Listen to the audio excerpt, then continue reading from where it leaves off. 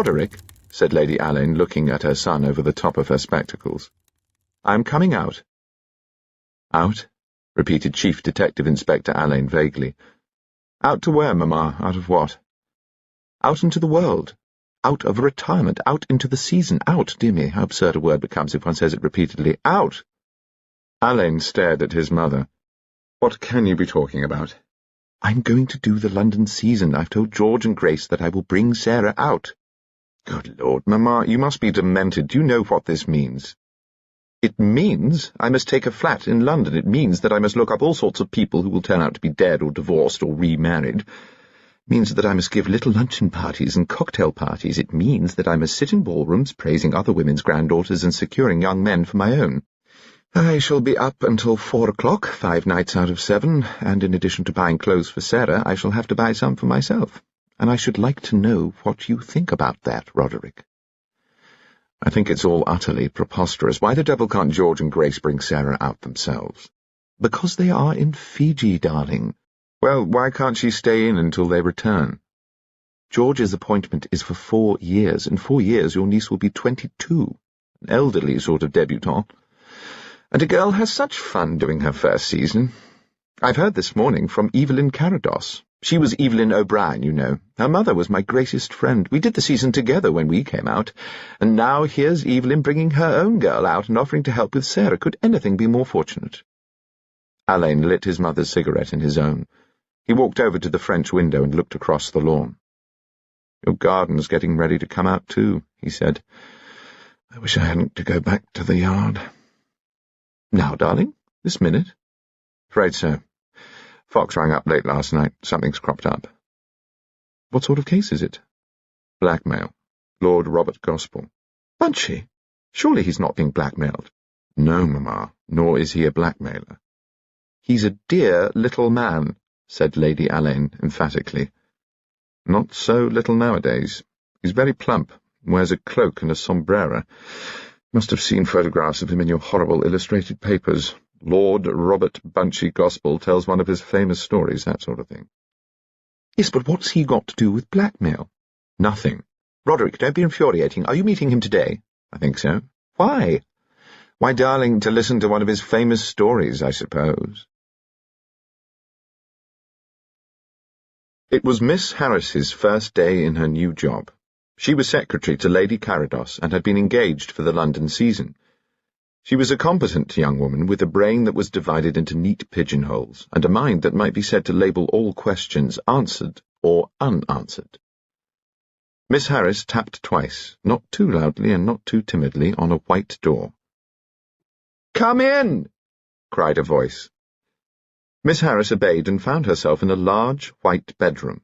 A white bearskin rug nearly tripped Miss Harris up as she crossed the floor to the large white bed where her employer sat propped up with pillows. The bed was strewn with notepaper. "Oh, good morning, Miss Harris," said Lady Carados. Evelyn Carados was 37 years old, and on her good days looked rather less.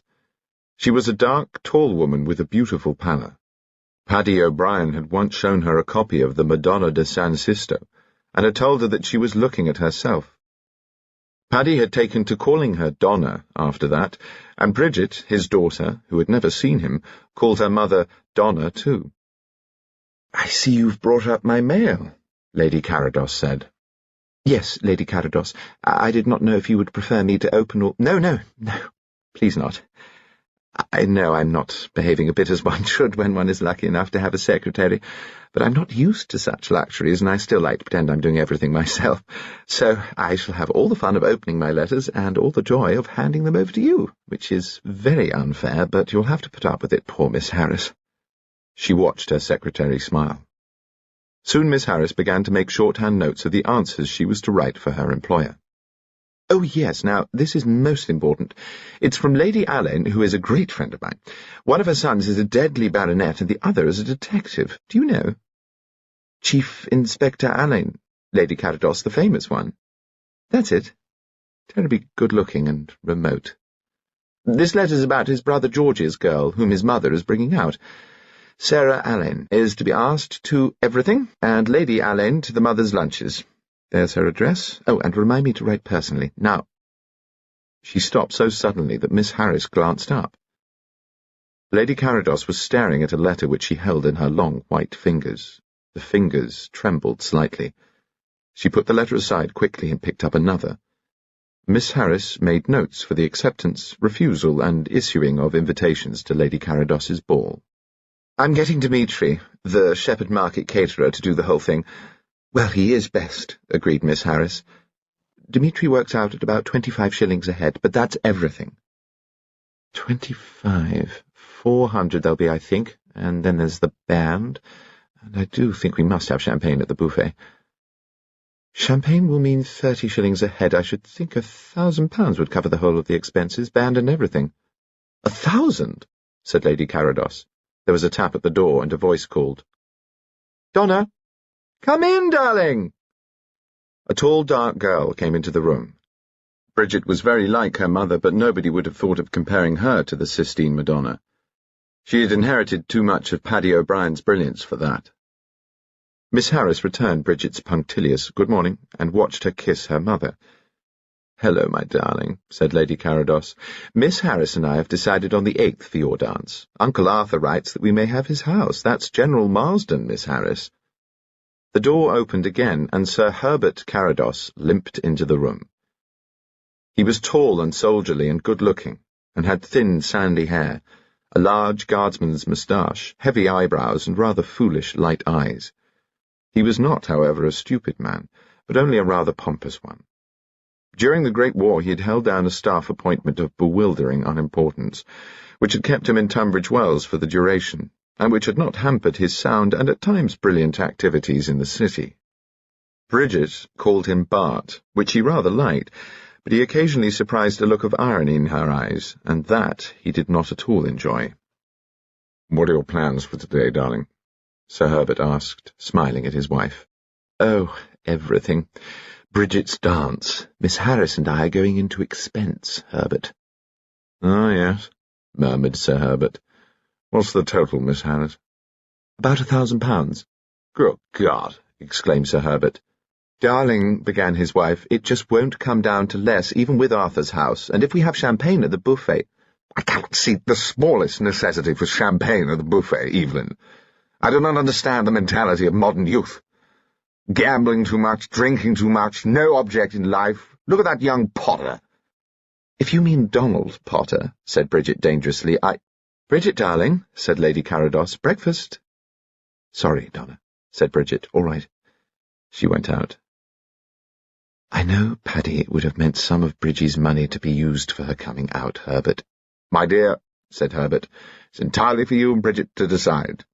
I'm just rather an old fool, and I like to give any help I can. Don't pay any attention." Lady Carados was saved the necessity of making any reply by the entrance of the maid.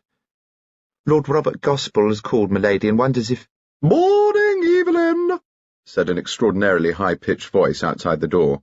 "I've come up. Do let me in."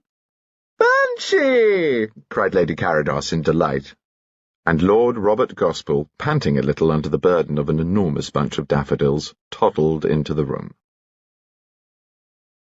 On the same day that Lord Robert Gospell called on Lady Carados called on Sir Daniel Davidson in his consulting rooms in Harley Street. At the end of half an hour she sat staring rather desperately into his large black eyes. "There is nothing specifically wrong with you," said Davidson, "but you are altogether too tired. Have you got any particular worry?" There was a long pause. "Yes," said Evelyn Carados, "but I can't tell you about that." She rose, and he at once leapt to his feet. "You will get that prescription made up at once," he said, glaring down at her, "and I should like to see you again. I suppose I'd better not call?" "No, please. I'll come here." Lady Carados left him, longing devoutly for her bed. Agatha Troy pulled her smart new cap over one eye and walked into her one-man show at the Wiltshire Galleries in Bond Street. It always embarrassed her intensely to put in these duty appearances at her own exhibitions. People felt they had to say something to her about her pictures, and they never knew what to say, and she never knew how to reply. In a corner of the crowded room, sitting on a chair that was not big enough for him, Troy saw a smallish, round gentleman whose head was aslant, his eyes closed and his mouth peacefully open. Troy made for him. "Bunchy?" Lord Robert Gospell opened his eyes. "Hello," he said. "Oh, what a scrimmage, ain't it? Pretty good." "You were asleep." "I had a good prowl first," explained Lord Robert. "Enjoyed myself." He had an odd trick of using Victorian colloquialisms, legacies he would explain from his distinguished father. He twinkled through his glasses. "Come and have tea." "I'd love to." "I've got the Potters," said Bunchy. "You know, my sister and her boy, Mildred and Donald. They live with me now, since poor Potter died. Donald's just been sent down for some gambling scrape. No harm in him, only don't mention Oxford." "I'll remember." Lord Robert's widowed sister came billowing through the crowd, followed by her extremely good-looking son. She greeted Troy breathlessly. Donald bowed, grinned, and said, "Oh, I say. The distinguished artist in person. We have been enjoying ourselves frightfully good." "There's a restaurant down below," squeaked Lord Robert. "Follow me, though I'm afraid I must be rather quick. I've an appointment in 20 minutes. "Where?" said Troy. "I'll drive you." "Matter of fact," said Lord Robert, "it's at Scotland Yard. Meeting an old friend of mine called Alleyn." "Lord Robert Gospell to see you, Mr. Alleyn," said a voice in Alleyn's desk telephone. "Bring him up, please," said Alleyn.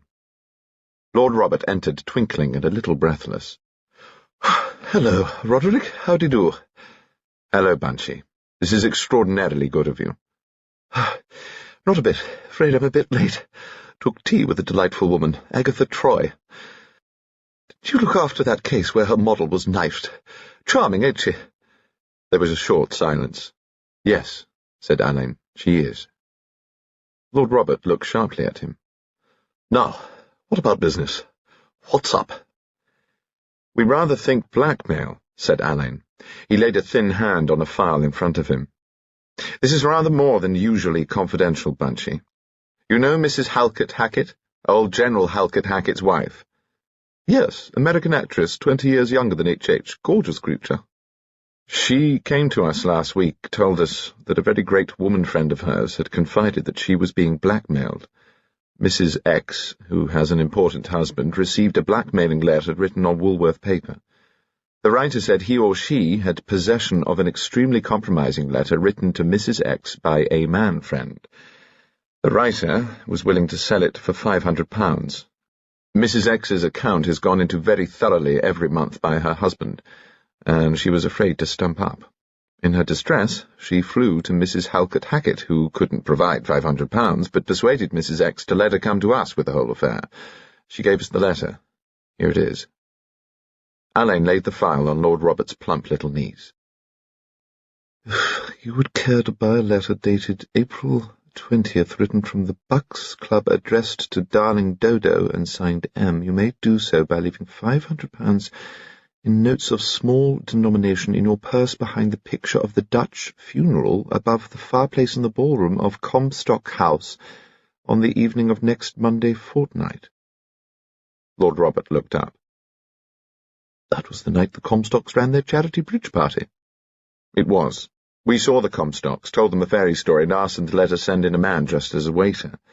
We asked Mrs. H.H. to get her distressed friend to put the purse full of notes, which we dusted with the usual powder, behind the Dutch funeral. Mrs. H.H. said she would save her friend much agony by doing this office for her." "Poor thing," said Lord Robert. "Did she suppose she'd taken you in?" "I don't know. I kept up a polite pretense. Our man was there all night, and saw a maid discover the bag next morning, put it unopened on the mantelpiece, and call Mrs. Comstock's attention to it." "And what," asked Lord Robert, "what do you deduce from that, my dear Roderick?" "They rumbled our man." Is it one of the Comstock's servants?" "The whole show was done by Dmitri, the Shepherd Market caterer. He does most of the big parties nowadays." "One of Dmitri's men?" "We've made extremely careful inquiries. They've all got splendid references. I've spoken to Dmitri himself. I told him that there had been 1 or 2 thefts, and we were bound to make inquiries. He got in no end of a tig, of course. He has a strict rule that all objects left lying about at these shows should be brought to him.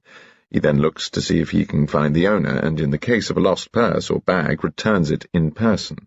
He always asks the owner to examine a bag the moment it is handed to her. Dmitri himself? Alleyn grimaced. Yes, of course. He's a bit too grand for those capers. Anything else? We've been troubled by rumours of blackmail from other sources.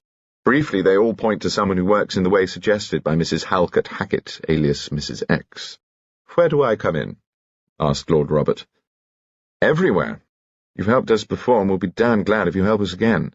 You toddle in and out of all the smart houses, lovely ladies confide in you, heavy colonels weep on your bosom. See what you can see.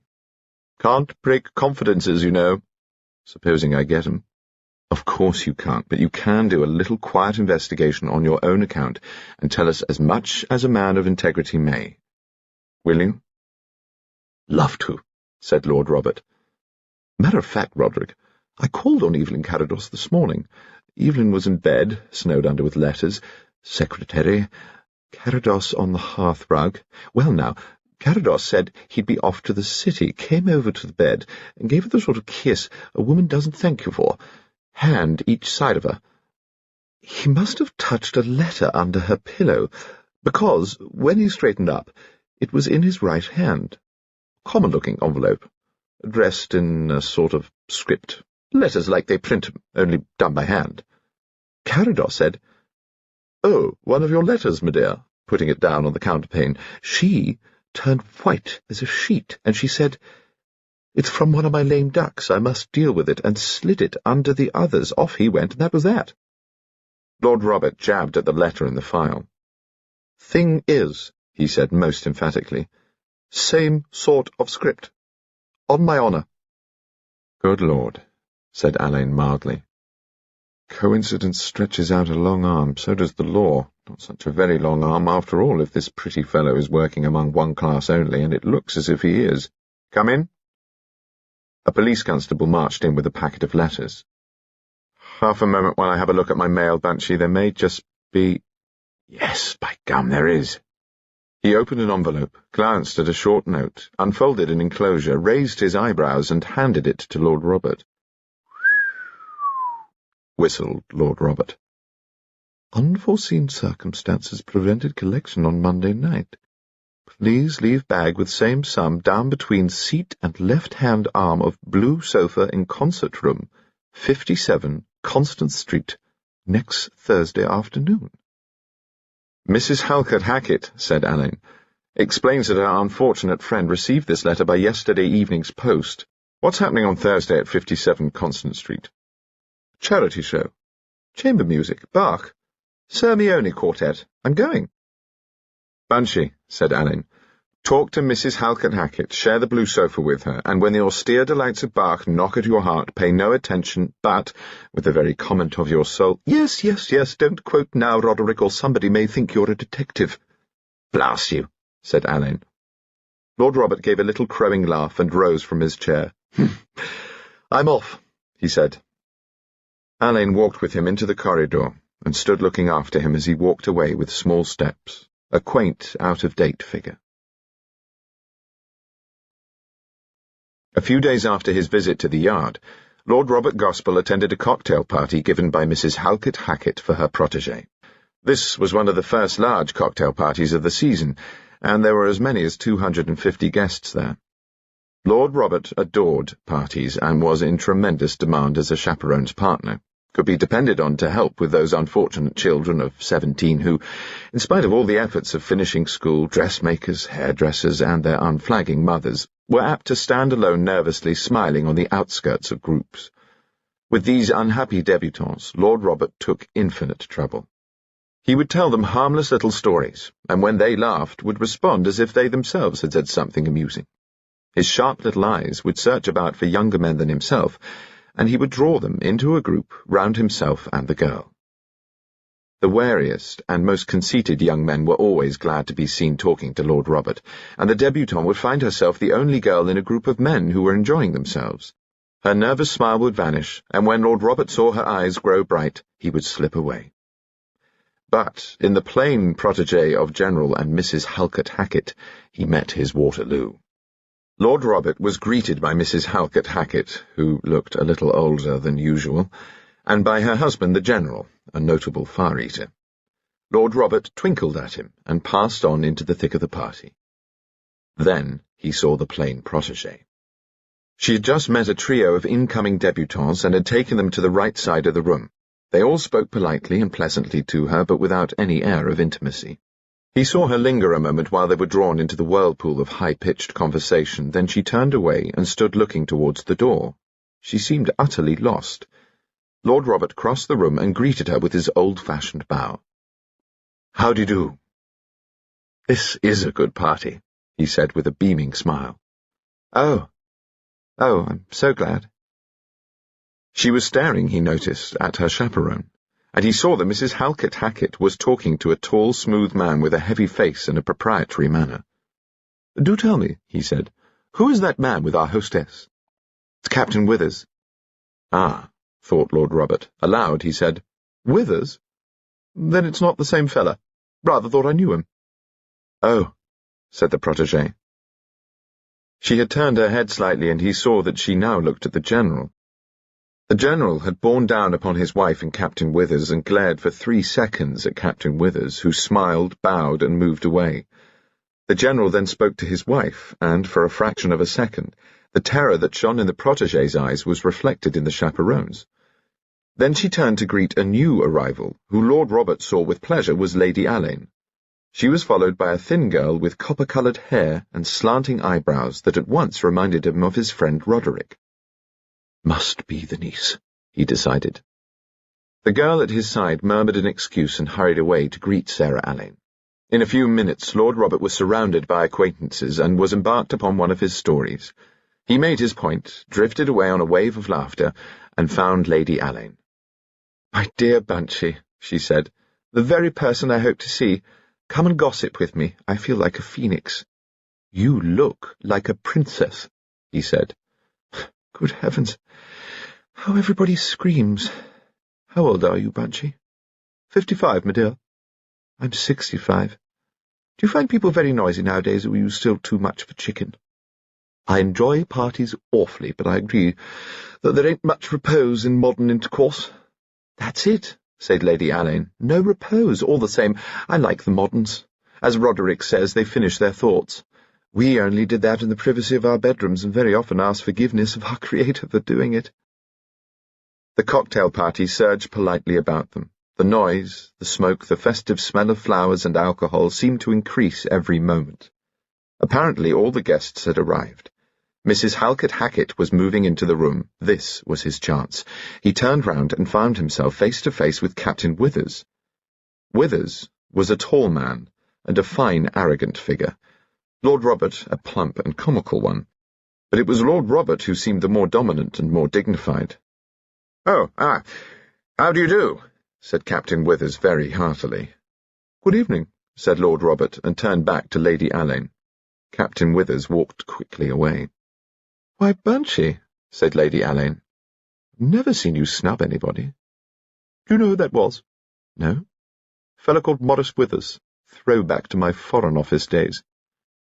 "He's frightened of you." "I hope so," said Lord Robert. "I'll trot along and pay my respects to the hostess. Will you dine with me one evening? Bring Roderick." "I'm so busy with Sarah. May we ring you up? If it can be managed." "It must be. Au revoir. Goodbye, Bunchy." He picked his way through the crowd to Mrs. Halkett Hackett. "I'm on my way out," he said, "but I hope to get a word with you. Perfectly splendid party." She called him "Dear Lord Robert," like a grande dame in a slightly dated comedy.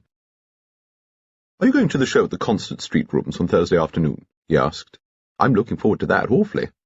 Her eyes went blank, but she scarcely paused before answering yes. "I'll give myself the pleasure of looking out for you there, if it wouldn't bore you.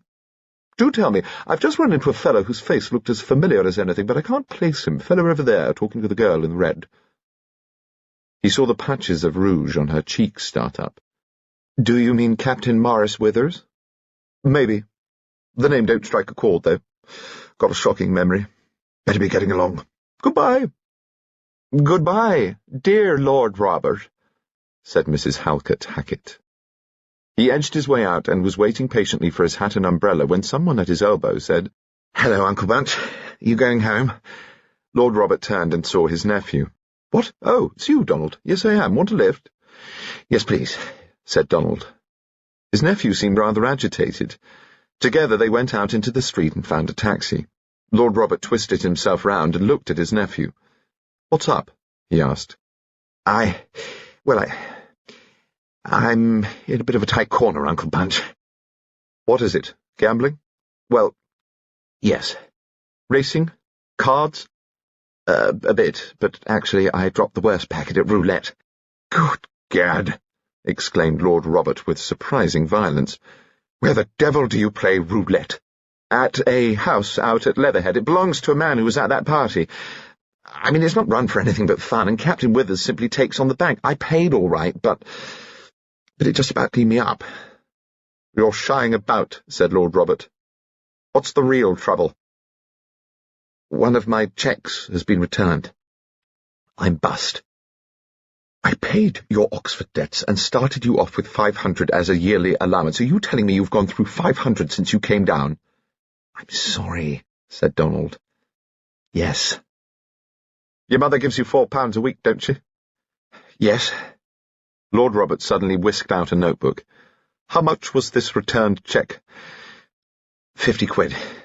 "Who is it made out to?" "To Withers. I had a side bet with him." "What's the address?" "Shackleton House, Leatherhead." "Any other debts?" "1 or 2 shops, and a restaurant or 2. The taxi drew up and they entered the house in silence. Lord Robert sat at his desk and wrote a cheque. "You still have the same mind about this doctoring?" he asked. "Passed some examination for it, didn't you?" "Medical prelim," said Donald easily. "Yes, I've got that." "I'll get you out of this mess on one condition. You'll start work at Edinburgh as soon as they'll have you. If that's not at once, I'll get a coach, and you'll go to archery and work there. I'll allow you as much as the usual student gets, and I'll advise your mother to give you no more. That's all." "But I don't want to go to Edinburgh for my training. I want to go to Thomas's." "You're better away from London. There's one other thing I must absolutely insist upon, Donald. You are to drop this fellow Withers. The fellow's a bad 'un. I know something about him. I have never interfered in the matter of your friendships before, but I'd be neglecting my duty if I didn't step in here." "I won't give up a friend simply because you choose to say he's no good, and I won't go and stay in a deserted mausoleum of a Scotch house in the middle of the season. There's Bridget." "Lady Carados's girl seems a nice creature. She'll wait for you." "I won't go. You can keep your filthy money. By God, I'll borrow from someone who's not a bloody complacent Edwardian relic, and I'll get a job and pay them back as I can," bawled Donald and flung out of the room.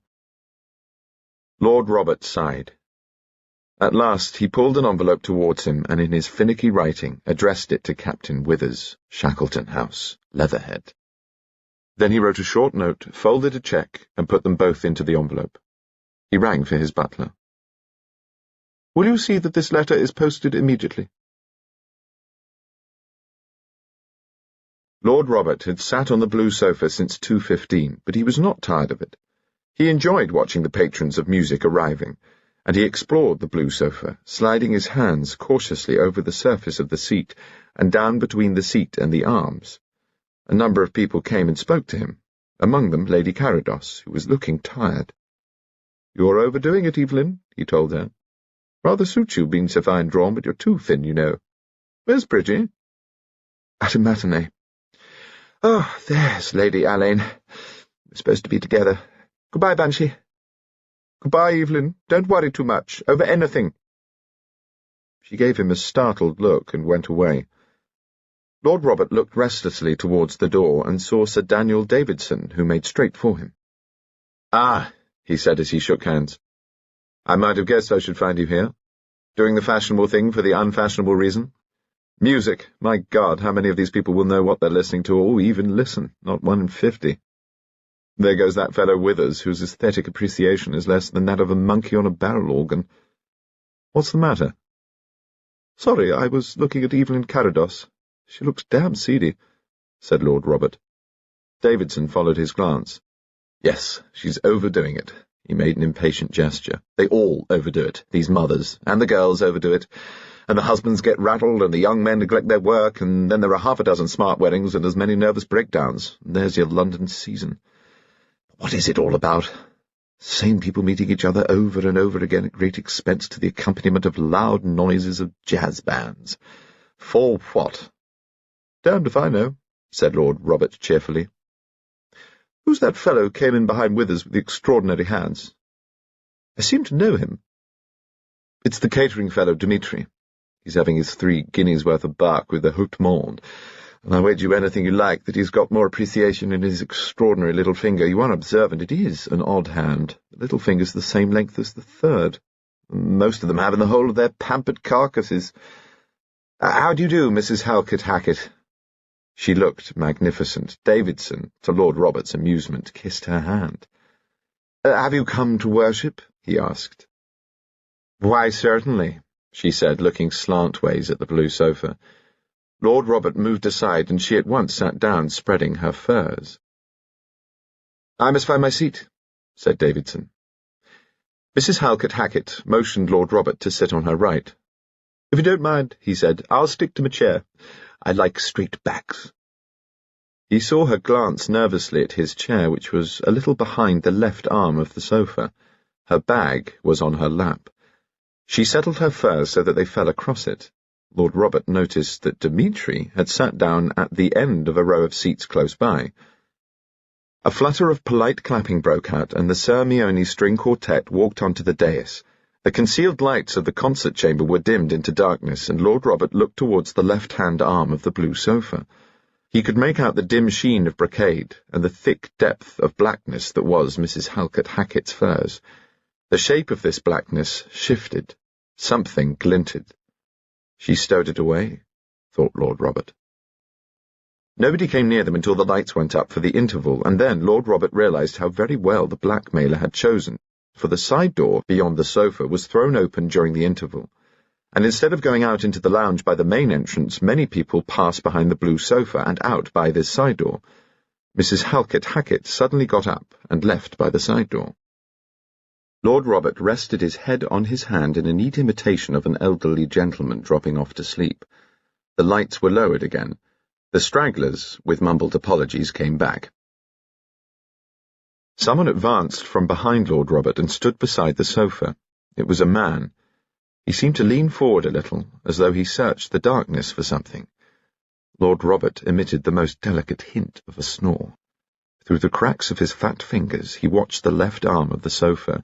Into this small realm of twilight came the shape of a hand. It was a curiously thin hand, and he could clearly see that the little finger was as long as the third. The hand slid over into the darkness, and when it came back it held Mrs. Halkett Hackett's bag. As if in ironic appreciation, the music on the dais swept up a sharp crescendo into a triumphant blare. Mrs. Halkett Hackett returned from powdering her nose. The ball given by Lady Carados for her daughter was an unqualified success. That is to say that from 10:30, when Sir Herbert and Lady Carados took up their stand at the head of the double staircase and shook hands with the first guests, until 3:30 the next morning when the band played the national anthem, there was not a moment when it was not difficult for a young man to find the debutantes with whom he wished to dance, and easy for him to avoid those by whom he was not attracted. Champagne flowed not only in the supper-room but also at the buffet. In spite of the undoubted fact that debutantes did not drink, Dimitri's men opened 200 bottles of Heidsieck 28 that night. By midnight, Lady Carados, leaving her post at the stairhead, came into the ballroom looking very beautiful and made her way towards the far end where most of the chaperones were assembled. On her way, she passed her daughter dancing with Donald Potter. She wondered suddenly if women ever fainted from worry alone, and as she smiled and bowed her way along the ballroom, she saw herself suddenly crumpling down among the dancers. Her fingers tightened on her bag. £500. "Evelyn!" cried Lady Alleyn. "Come and sit down, my dear, in all your triumph. My granddaughter's just told me this is the very pinnacle of all balls. Everybody's saying so." "I'm so thankful. One never knows." "Of course one doesn't. Last Tuesday at the Gainscotts, by 1 o'clock, there were only the 3 Gainscott girls, a few desperate couples who hadn't had the heart to escape, and my Sarah and her partner, whom I had kept there by sheer terrorism." Here comes Bunchy Gospell. Why, if that isn't Agatha Troy with him. The painter? Yes, Bridgie knows her. She did a sketch portrait of my son Roderick. It's amazingly good. Lord Robert, looking rather like Mr. Pickwick, came beaming towards them with Troy at his side. Lady Alleyn held out her hand and drew Troy down to a stool beside her. Troy was the very wife she would have chosen for her son, and so she believed the wife that he would have chosen for himself, if it hadn't been for that wretched case, she thought. And she said, "I'm so pleased to see you, my dear. I hear the exhibition is the greatest success." Lord Robert began to talk excitedly to Lady Carados. "Gorgeous!" he cried, pitching his voice very high in order to top the band, which had suddenly begun to make a terrific din. "Haven't enjoyed anything? Ages superb! Supper!" he squeaked. "Do say you will, in half an hour or so, will you?" She smiled and nodded. He sat down between Lady Carados and Lady Alleyn and gave them each a little pat. His hand alighted on Lady Carados's bag. She moved it quickly.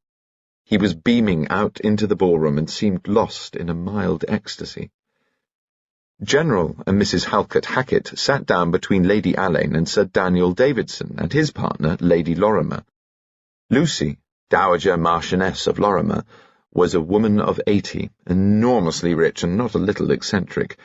Lord Robert turned and made 2 bobs in their direction. "There's Davidson," he said delightedly, "and Lucy Lorimer. How are you, Lucy?" "What?" shouted Lucy Lorimer. "How are you?" "Busy. I thought you were in Australia." "Why?" "What?" "Why?" "Don't interrupt," shouted Lucy Lorimer. "I'm talking." "Never been there," said Lord Robert. The woman's mad. Sir Herbert Carados arrived with the plain protégé of the Halkett Hacketts. "A casualty," he said archly. "Mrs. Halkett Hackett, I'm afraid this young lady no sooner began to dance with me than she developed toothache. Frightfully bad luck for both of us." The General stood up. "Better at home," he said. "What? Brandy and olive cloves. Will you excuse us?" He addressed his wife. "I'll take her home. You stay on. Come back for you." "You need not come back for me, dear," said Mrs. Halkett Hackett. "I shall be quite all right. Stay with Rose." "If I may," squeaked Lord Robert, "I'll give myself the pleasure of driving your wife home, Halkett Hackett." "No, no," began Mrs. Halkett Hackett. Please—" "Well," said the General. "Suits splendidly, what? Say good night, what?" They bowed and shook hands. "Well," said Lucy Lorimer, "I want some supper. Where is Mrs. Halkett Hackett? I suppose I must congratulate her on her ball, though I must say I always think it's the greatest mistake—" Sir Daniel Davidson hurriedly shouted her down. "Let me take you down and give you some supper," he suggested loudly, with an agonized glance at Mrs. Halkett Hackett and Lady Carados. He carried Lucy Lorimer away. "Poor Lucy," said Lady Alleyn. "She never has the remotest idea where she is. I wish, Evelyn, that he hadn't stopped her. What fault do you suppose she was about to find in your hospitality?" "Let's follow them, Evelyn," said Lord Robert, "and no doubt we shall find out. Troy, my dear, there's a young man making for you. May we dance again?" "Yes, of course, Bunchy dear," said Troy, and went off with her partner. Lady Carados said she would meet Lord Robert in the supper-room in 10 minutes. She left them, threading her way down the ballroom, her fingers clutching her bag. Lord Robert asked Mrs. Halkett Hackett if she could take a turn with him once round the ballroom. She excused herself, making rather an awkward business of it. "I fancy I said that I would keep this one for— Oh, yes, here he comes right now." Captain Withers had come from the farther side of the ballroom. Mrs. Halkett Hackett hurriedly got up and went to meet him. Without a word, he placed his arm round her, and they moved off together. "Where's Rory?" Lord Robert asked Lady Alleyn. "I expected to find him here tonight." "Working at the yard. He's going north early tomorrow. Bunchy, that was your Captain Withers, wasn't it, the man we saw at the Halkett Hackett's cocktail party?" "Yes." "She having an affair with him? They've got that sort of look." Lord Robert pursed his lips and contemplated his hands. "It's not malicious curiosity," said Lady Alleyn. "I'm worried about those women, especially Evelyn." "You don't suggest Evelyn—" "Of course not, but they've both got the same haunted look. Evelyn's at the end of her tether, Bunchy. I'll get hold of her, take her into the supper-room. Do, go after her now, like a dear man. There comes my Sarah. Lord Robert went into the lounge, which opened off the ballroom, saw that Evelyn Carados was not there, and made for the staircase. The stairs were covered with couples sitting out. He picked his way down and passed his nephew Donald, who looked at him as if they were strangers. No good trying to break that down, thought Lord Robert. Not here. In the lower hall he found Bridget O'Brien, with a neat, competent-looking young woman, whose face he dimly remembered. Now, Miss Harris, Bridgie was saying, are you sure you're getting on all right? Have you had supper? Well, thank you so much, Miss O'Brien, but it doesn't matter. Of course, it was Evelyn's secretary. Nice of Evelyn to ask her. Hello, my dear. What a grand ball. Has your mother come this way? She's in the supper-room, said Bridget without looking at him, and he realized that, of course, she had heard Donald's side of their quarrel. He said, Thank you, Bridget. I'll find her. He saw Miss Harris was looking a little like a lost child, so he said, Wonder if you'd be very nice and give me a dance later on, would you? Miss Harris turned scarlet and said she would be very pleased, thank you. He found Lady Carados in the supper-room. He took her to a corner table, made her drink champagne, and tried to persuade her to eat. He looked round and saw that the supper-room was inhabited by only a few chaperones and their partners. Poor Davidson was still in Lucy Lorimer's toils. Withers and Mrs. Halkett Hackett were tucked away in a corner. Then Bridget came in. She was carrying her mother's bag. Everything seemed to happen at the same moment. Bridget calling gaily, Really, Donna, darling, you're hopeless. There was your bag, simply preggy with banknotes, lying on the writing table in the green boudoir, and I bet you didn't know where you'd left it. Then Bridget seeing her mother's face and crying out, Darling, what's the matter? Lord Robert himself getting up and interposing his bulk between Lady Carados and the other tables, Lady Carados half laughing, half crying, and reaching out frantically for the bag, himself saying, Run away, Bridget, I'll look after your mother, and Lady Carados in a whisper, I'm all right. Run upstairs, darling, and get my smelling salts. The next thing that happened was Sir Daniel Davidson, who stood over Evelyn Carados like an elegant dragon. Lord Robert, see if you can open that window. Lord Robert succeeded in opening the window. He caught sight of street lamps blurred by impalpable mist. Davidson held Lady Carados's wrist in his long fingers and looked at her with a sort of compassionate exasperation.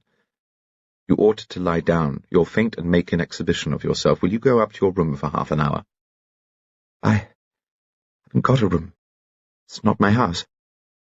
Of course it's not. The cloakroom, then. Yes, I'll do that. Sir Daniel! Shouted Lucy Lorimer. For heaven's sake, go back to her, implored Lady Carados, or she'll be here. He made a grimace and returned to Lucy Lorimer. Lady Carados stood up, holding her bag. Come on, said Lord Robert. Nobody's paying any attention. He took her elbow and they went out into the hall. It was deserted. Two men stood just in the entrance to the cloakroom, Captain Withers and Donald Potter. Donald glanced round, saw his uncle, and at once began to move upstairs. Withers followed him. Dmitri came out of the buffet and also went upstairs. Bunchy, whispered Lady Carados, you must do as I ask you. Leave me for 3 minutes. I know what's up, my dear. Don't do it. Don't leave your bag. Face it and let him go to the devil. She looked wildly at him. You know? Yes, and I'll help. I know who it is. There's a man at the yard. Whatever it is, but you don't know what it's about. Let me go. I've got to do it. Just this once more. She pulled her arm away, and he watched her cross the hall and slowly climb the stairs. Alleyn closed his file and looked at his watch. 2 minutes to 1. Time for him to pack up and go home. He filled his pipe slowly and fell into a long meditation. Sarah had told him Troy was going to the ball. She was there now, no doubt. The desk telephone rang. Hello? Rory? Bunchy? You said you'd be at it till late. I'm in a room by myself at the Carados' show. Thing is, I think I've got him. It's the cakes and ale fella. Good Lord, no names, Bunchy. Of course not. I'll come round to the yard. Upon my soul, it's worse than murder. Might as well mix his damn brews with poison. And he's working with... Hello? Didn't hear you come in. There's someone there. asked Alleyn sharply. Yes. Goodbye, said Alleyn. I'll wait for you.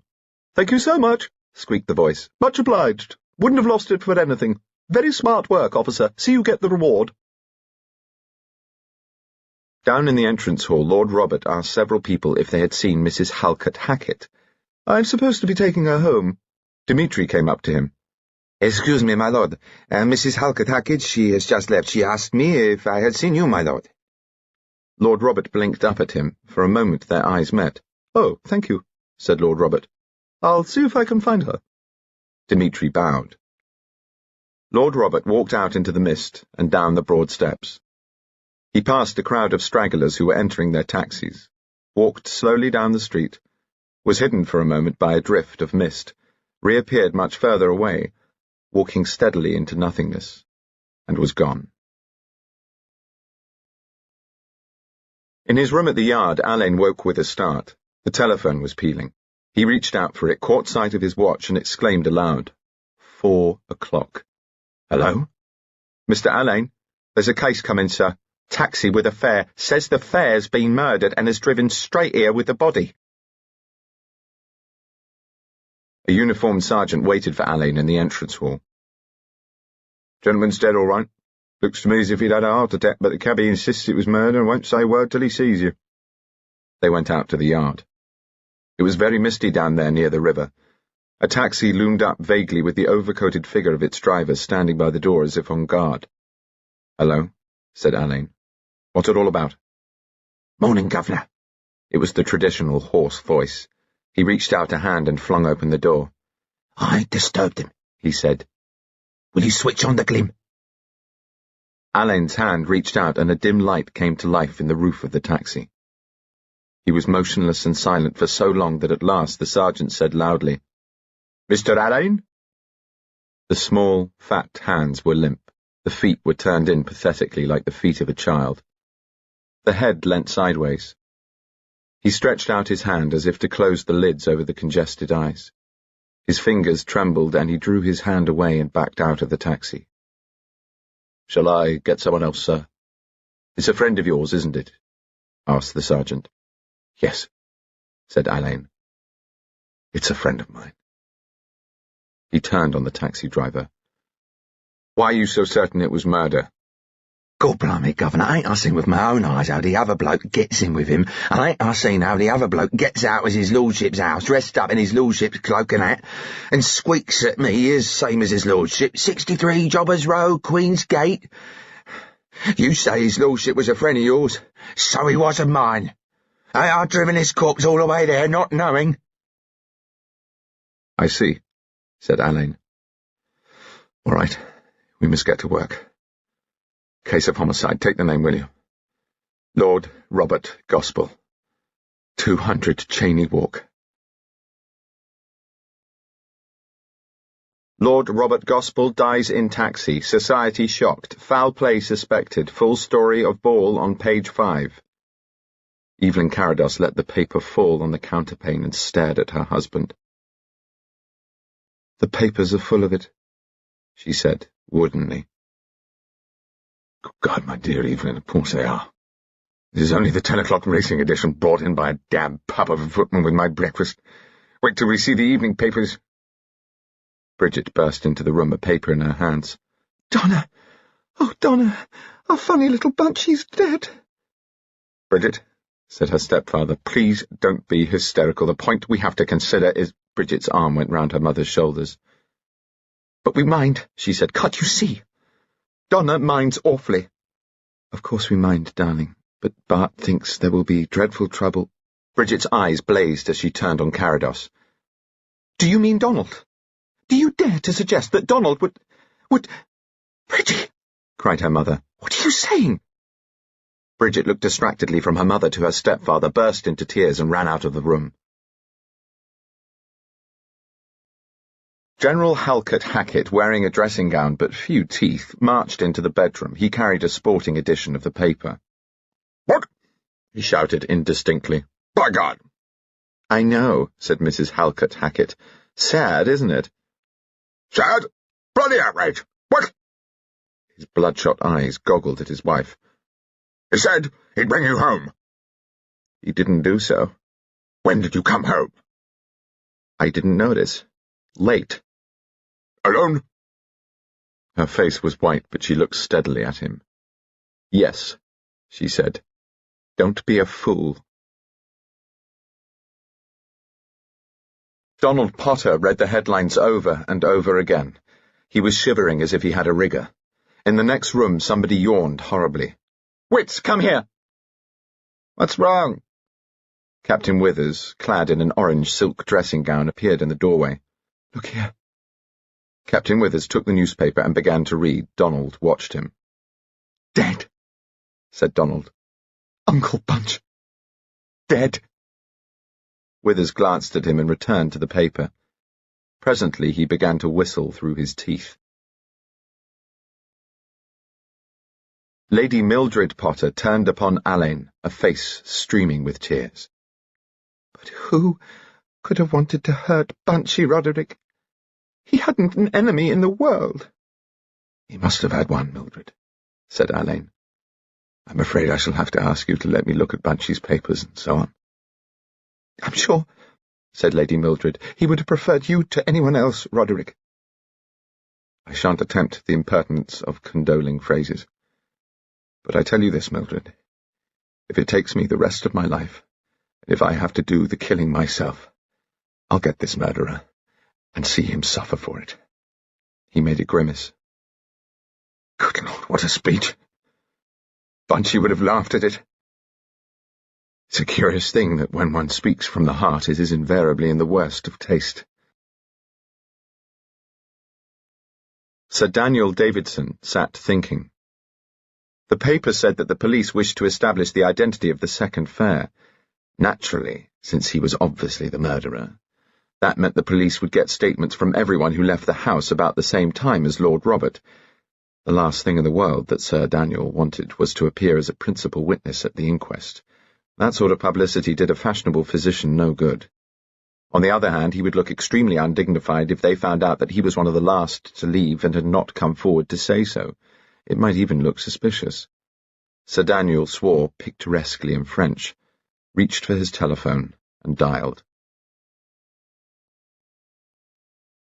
Colombo Dmitri drew the attention of his confidential servant to the headlines. What a tragedy, he said. I must have been almost the last person to speak with him. He was a charming personality. It would be a pleasant gesture for us to send flowers. Remind me of it. In the meantime, if you please, no gossip. In respect of malicious tittle-tattle, our firm is in the well-known position of Caesar's wife. His servant's face wore a puzzled expression. She did not appear in gossip columns, explained Dmitri. Miss Harris finished her cup of tea, but her bread and butter remained untasted. When Lady Carados asked Miss Harris if she would like to come to the ball, she had never for a moment expected to dance at it. She had expected to spend a gratifying but lonely night watching the fruits of her own labours. Her expectations had been realised, until the moment when Lord Robert asked her to dance, and from then onwards Miss Harris had known a sort of respectable rapture. How charming he had been, making her laugh a great deal, and feel like a human young woman of 30, and not a dependent young lady of no age at all. And now here he was, murdered. Miss Harris was so upset that she could not eat her breakfast. Alleyn sat at Lord Robert's desk and telephoned to Marston House. He was answered by one of his own men. "Is Mr. Fox there, Bailey?" "Yes, sir, he's upstairs. I'll just tell him." Alleyn waited. Before him on the desk was a small fat notebook, and upon the opened page he read again in Lord Robert's finicky writing the notes he had made on his case. Fox's voice came through. "Hello, sir." "Hello, Fox. Have you seen the room where he telephoned to me?" "Yes, it's a room on the top landing. One of Dimitri's waiters saw him go in. The room hasn't been touched." "Is Dmitri there?" "No." "Get him, Fox. I'll see him at the Yard at 12 o'clock. Tell Bailey to go all over the telephone room for Prince. We've got to find out who interrupted that call to me at the Yard. And Fox, can you come round here? I'd like a word." Alleyn hung up the receiver. He looked again at the document he found in Lord Robert's desk. It was his will, a very simple will. After 1 or 2 legacies, he left all his possessions and the life interest on £40,000 to his sister, Lady Mildred Potter, to revert to her son on her death, and the remainder of his estate, £20,000, to that same son, his nephew, Donald Potter. The will was dated January the 1st of that year. His good deed for the new year, thought Alleyn. "Good morning," said a voice from the doorway. He swung round in his chair and saw Agatha Troy. She was dressed in green and had a little velvet cap on her dark head. "I came to see if there was anything I could do for Mildred. She asked me to see if you had everything you wanted. If you have, I won't interrupt." "Please," said Alleyn. "Could you not go just for a second?" "What is it?" "Nothing. I mean, I've no excuse for asking you to stay. Unless, if you will forgive me, the excuse of wanting to look at you and listen for a moment to your voice." He held up his hand. "No more than that. You liked Bunchy, and so did I." "A few hours ago," said Troy, "I was dancing with him." "Few hours ago." He repeated her words slowly. "At 3:30 this morning. A taxi stopped outside this gate and a quaint figure in a cloak and wide-brimmed hat got out. This figure waved a gloved hand and called to the driver in a shrill voice, 63 Jobbers Row, Queen's Gate, and then— What? Did the figure run like a grotesque with flapping cloak towards the river to be swallowed up in vapour? Or did it walk off sedately into Chelsea?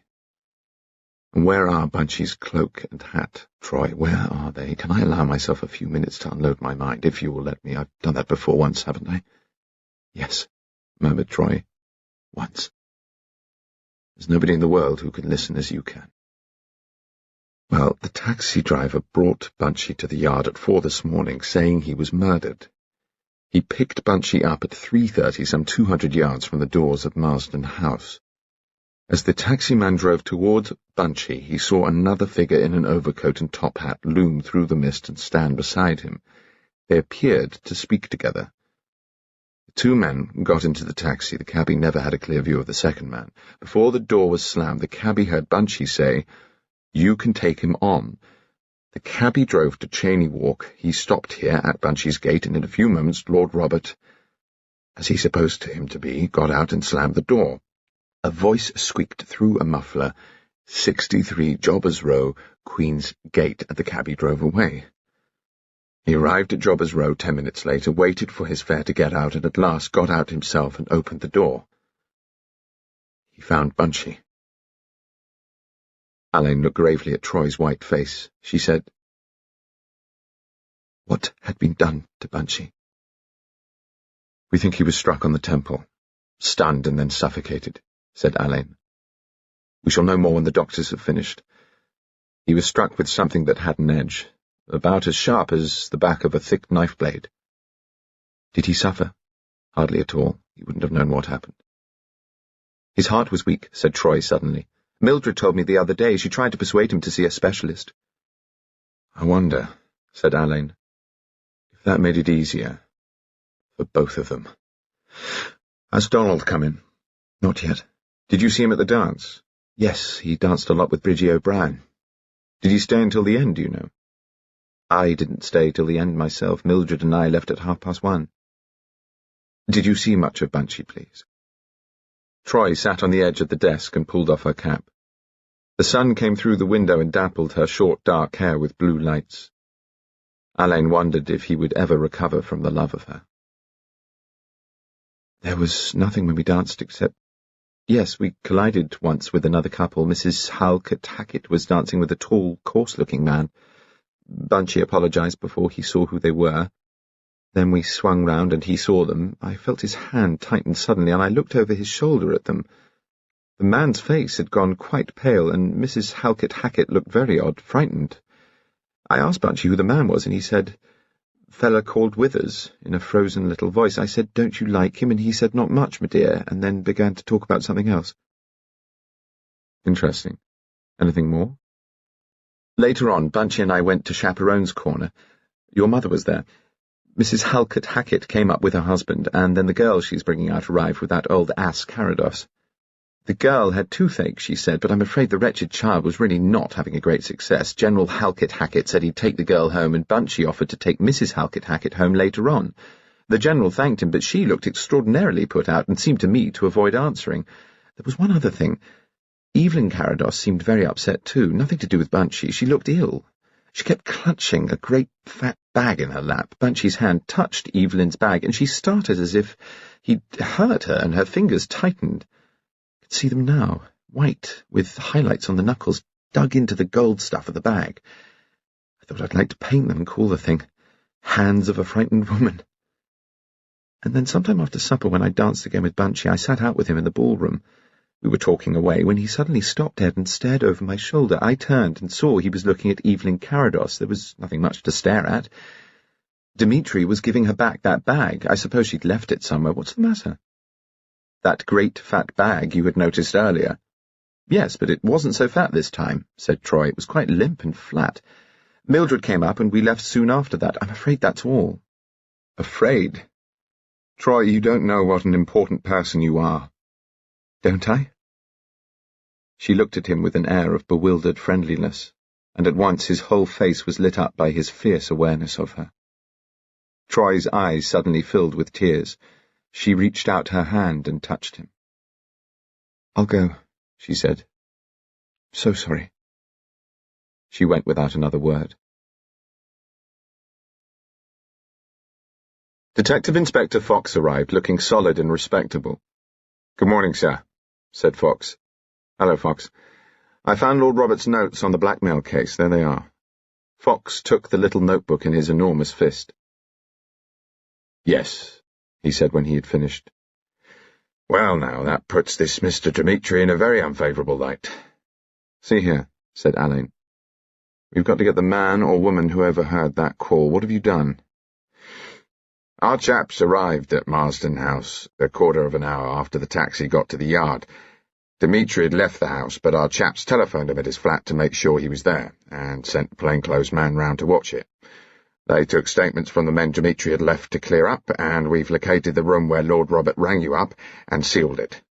The men's cloakroom attendant was still there, managed to recollect most of the men who were the last to go, and I've got a list, likely incomplete, of the guests who left alone about the same time as Lord Robert."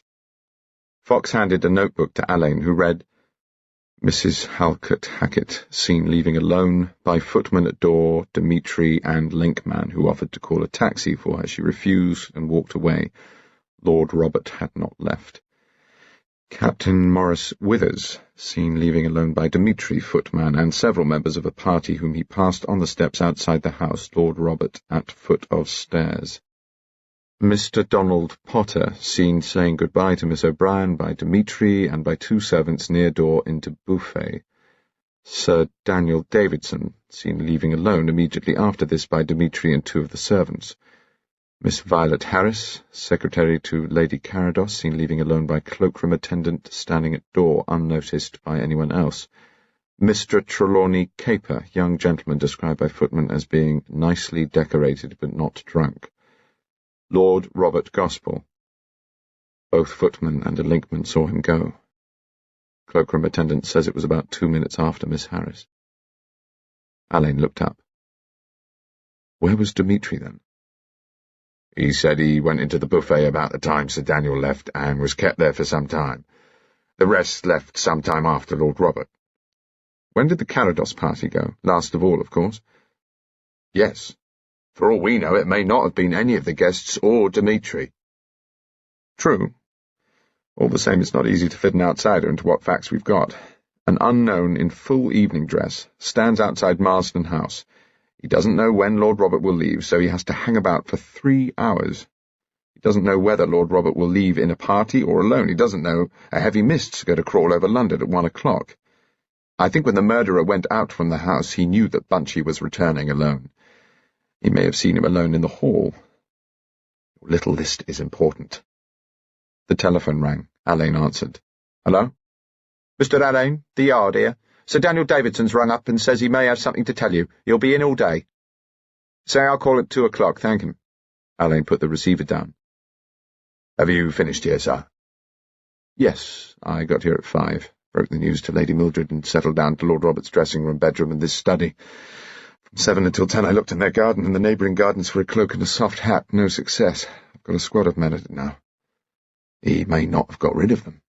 No, he may have been afraid of leaving some trace of himself. If that's the case, he'll want to destroy them. What sort of house is Dmitri's? A small 2-room flat in the Cromwell Road. We'll go round there at noon when he's due at the yard and see if we can't find anything. Fox, go and do your stuff with the maids. Don't disturb Lady Mildred, but ask for Mr. Donald's telephone number. Fox returned in a few minutes. Sloane 8405. Alleyn reached for the telephone and dialed the number.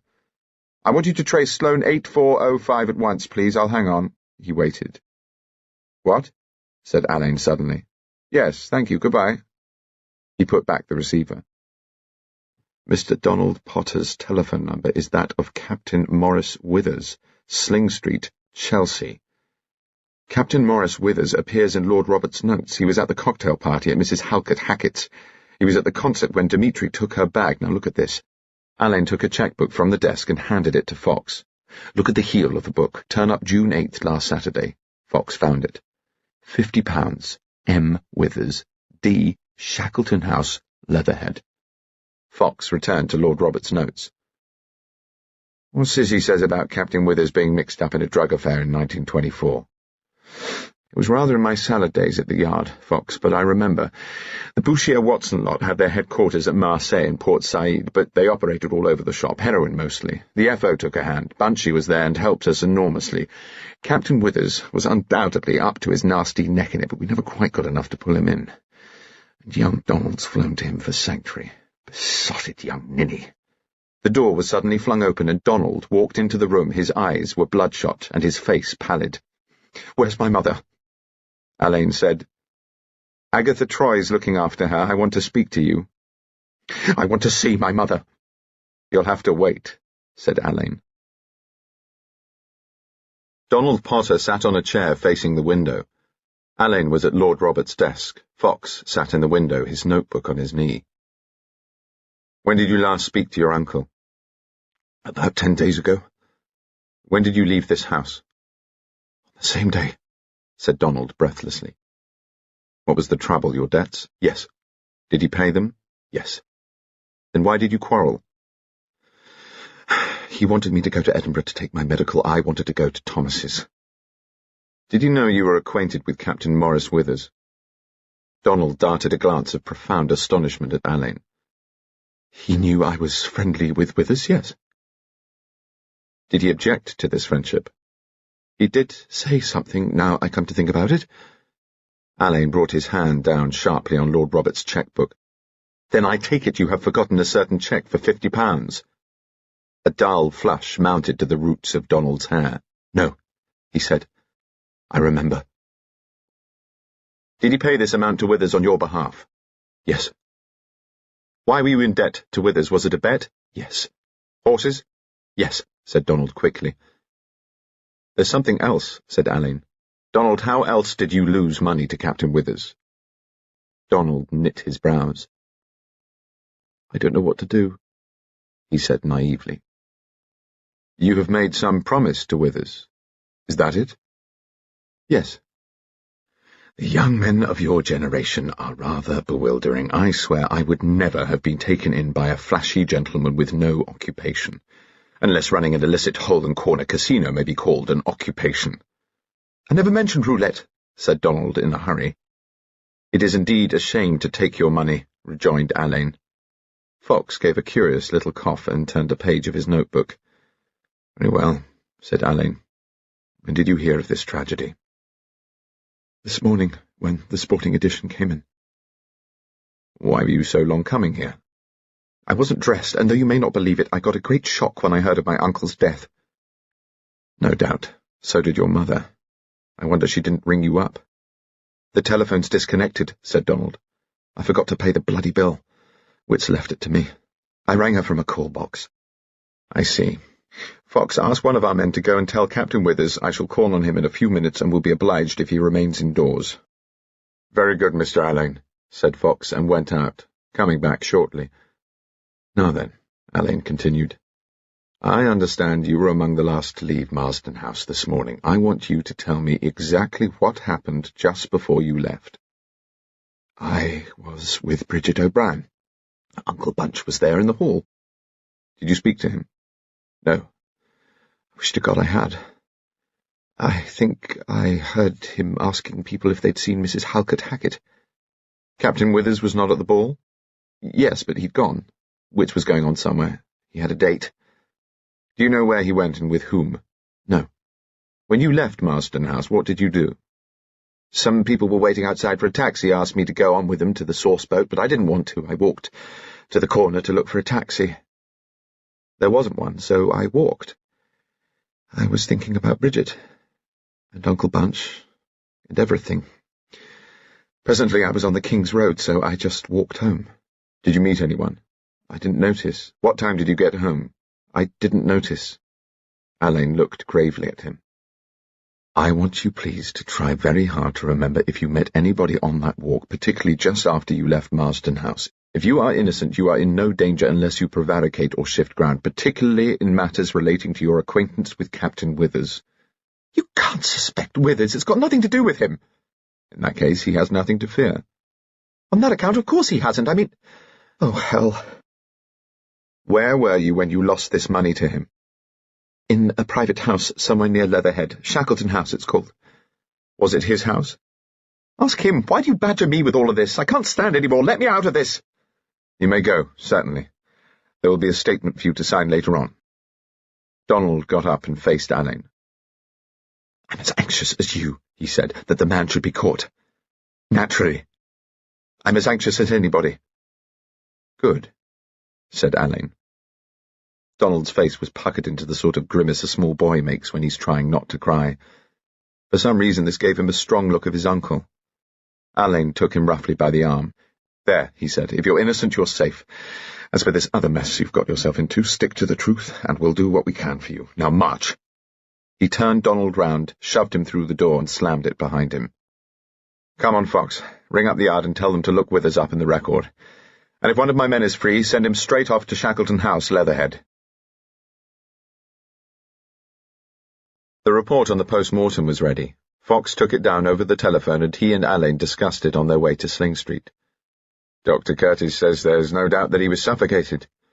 They found Tardio's ecchymosis on the lungs and on the heart.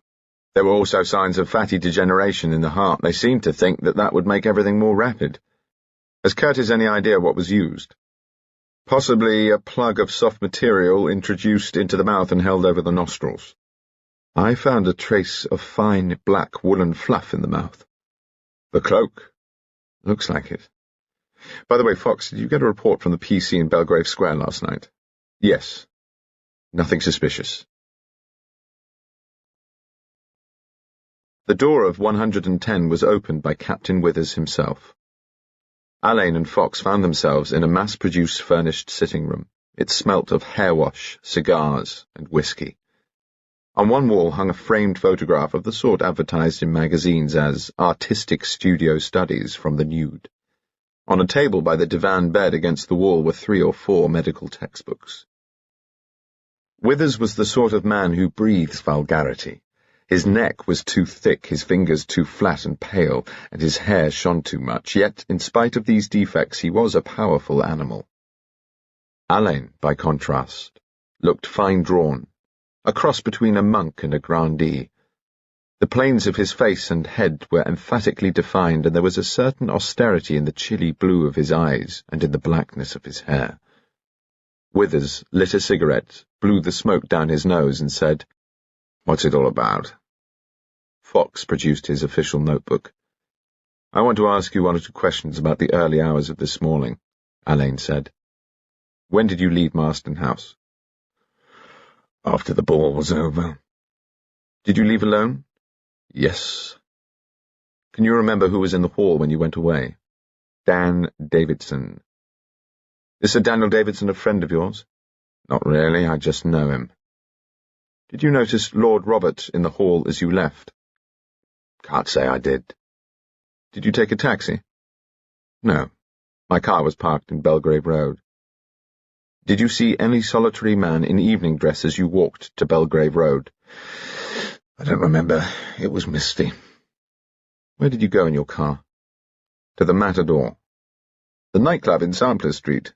Did you meet anybody there? Yes. May I have her name? No. I shall have to find out by the usual routine, murmured Alleyn. Make a note of it, will you, Fox? Perhaps your partner was waiting in your car, Captain Withers. Are you sure you did not drive her there? All right, said Withers. I did drive my partner to the Matador, but I shan't give you her name. Have you any medical knowledge? No. I see some textbooks over there by the bed. They don't belong to me. To Donald Potter? That's right. Do you consider that you have a strong influence over Mr. Potter? I'm not a bear leader. You prefer fleecing lambs, perhaps? Captain Withers, do you recollect the Bouchier-Watson drug-running affair of 1924? No. I'm reminded of it this morning by certain notes left by Lord Robert Gospell. He mentions the case in connection with recent information he gleaned about an illicit gambling club at Leatherhead. The coarse white hands made a convulsive movement which was immediately checked. There is only one other point, Alleyn said. I believe your telephone is disconnected. Inspector Fox, will you go to the post office at the corner? Wait a second. Alleyn took out his notebook, scribbled, "Get Thompson to tail W at once," and showed it to Fox. Give that message, will you, and see that Captain Withers' telephone is reconnected immediately. As soon as it's through, ring me here. Fox left, and Alleyn said, When your telephone is working again, I would be glad if you would ring up Mr. Donald Potter to suggest that as his mother is in great distress, you think it would be well if he stayed with her for the time being. Alleyn walked over to the divan bed and looked at the books. He ruffled the pages of a large blue volume. Here we have the fullest information on asphyxia. May I borrow this book? I'll return it to Mr. Potter. I've no objection. Splendid. Have you any objection to my looking at your dress clothes? None. Withers walked into the bedroom and Alleyn followed him. The only item of interest was a row of paper-bound banned novels of peculiar indecency and no literary merit. Withers threw a tailcoat, a white waistcoat, and a pair of trousers on the bed. Alleyn turned out the pockets, which were empty. Had you a cigarette case? He asked.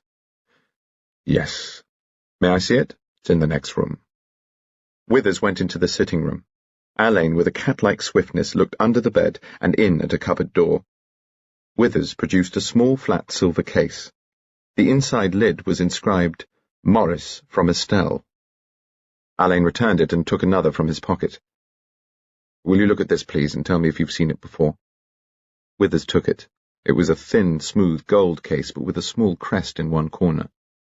Do you know it? No. It is not Mr. Donald Potter's, for instance. Isn't his? The telephone rang in the next room. It was Fox, to say in an extremely low voice that Thompson was well on his way. Splendid. Captain Withers wanted to use it at once. Alleyn hung up the receiver and turned to Withers. Now, please, he said, telephone Mr. Potter. Withers dialed the number with bad grace. Hello, Don, it's Wits. I rang up to say I thought it might be as well if you stayed with your mother for a bit. She'll want you there with all this trouble. I'll send you things around. Yes, but listen, Wits, about the house at... Captain Withers rang off. Thank you, said Alleyn.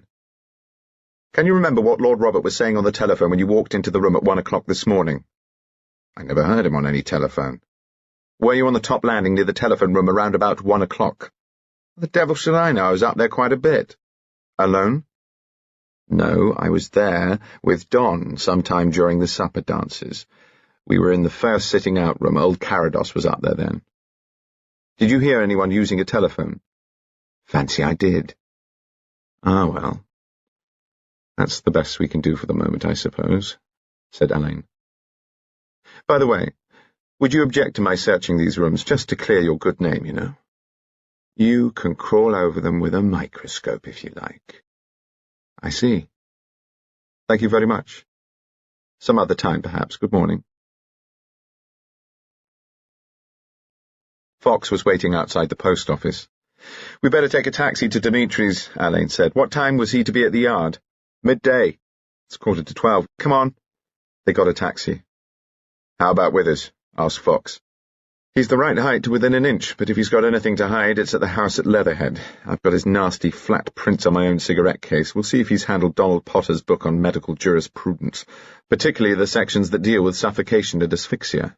Hello, one arrived. The taxi had pulled up at a respectable old apartment house in the Cromwell Road. Alleyn slid back the glass partition and addressed the driver. We're police officers. In a minute or two, a man will come out of this house and want a cab. Hang about for him. He will probably ask you to drive him to Scotland Yard. If he gives you any other address, I want you to write it quickly on this card while he's getting into the cab. Drop the card through the gear lever slit in the floor. Right you are, Governor. I want you to turn your car and drive 200 yards up the road and let us out. Then wait for your man. Here's your fare and all the rest of it. Thank you, sir. Okay, sir, said the taximan. He did as Alleyn had requested, and they got out. The taxi turned once more. They heard the driver's hoarse, "Taxi, sir," heard him pull up, heard the door slam, heard the cab drive away. He hasn't dropped his card, said Alleyn, turning to stare after the taxi. Now then, Fox, give me a few minutes in that flat and then ring up, as if from the yard, and keep Dmitri's servant on the telephone as long as possible. Then away with you to the yard. Keep Dmitri going until I come. Arrange to have him tailed when he leaves. Alleyn returned to Dmitri's flat. The door was opened by a thin, dark man who exuded quintessence of waiter. "Is Mr. Dmitri in?" asked Alleyn. "Monsieur has just left, sir. May I take a message?" "What a bore, I've just missed him. I'm Chief Inspector Alleyn. Here's my card. May I come in?" He found himself in a sitting room that had an air of wearing a touch of black satin at the neck and wrists, but was otherwise unremarkable. "You will have guessed," Alleyn began, "that I'm here on business connected with the death of Lord Robert Gospell." "Yes, sir." "What is your name?" "François, sir. François Dupont." "Were you at Marsden House last night?" "Yes, sir. An important member of our staff failed Mr. Dmitri yesterday afternoon, and I took his place." "Where were you stationed?" A telephone rang in the entrance passage. "Excuse me, sir," said the servant. The man went out, closing the door behind him. Alleyn darted into an adjoining bedroom, leaving the door ajar. He moved with swiftness and extreme precision. There was no hiding place anywhere for a bulky cloth cloak. Alleyn returned to the sitting room. He could hear the servant's voice. "Yes, sir. Yes, that is quite correct. It is as Monsieur Dmitri says, sir. We returned together at 3:30 in a taxi." "At 3:30? "No, sir, no. At 3:30. "Your colleague is here. He is about to ask me all these questions himself. He has given me his card. It is, the Chief Inspector Alleyn." "Ah, mon Dieu, mon Dieu." Alleyn went into the passage. "Is it for me?" Alleyn addressed the telephone. "Hello, it's Alleyn here. I've missed Mr. Dmitri, but will come along as soon as possible. Will you ask him to wait? Apologize for me." "I hope there was time. I'll get along to the yard now," Fox said. "Very well, that's perfectly all right," said Alleyn, and rang off. He returned to the sitting room, followed by François. "A slight misunderstanding," explained Alleyn blandly. "To resume, you were going to tell me where you were stationed last night." "By the top landing, sir." "What are the rooms on this gallery?" "At the stairhead one finds a green baize door leading to servants' quarters, the back stairs, and so on. Next to this, a room which last night was employed as a sitting room. One finds next a bathroom, bedroom, and toilet used last night for the ladies. At the end of the gallery, a green boudoir also used as a sitting room for the ball." "Was there a telephone in any of these rooms?" "In the green boudoir, sir. It was used several times during the evening." "You're an excellent witness, François. Now tell me, do you remember the names of the persons who used the telephone?" "It was used by a young gentleman who called a toll number to say that he would not be returning to the country. Early in the evening it was answered by Sir Daniel Davidson. He spoke about a patient who had had an operation. It was also used by Lord Robert Gospell." "Could you hear what Lord Robert said?" "No, sir." "Did you notice if anyone went into the room while Lord Robert was on the telephone?"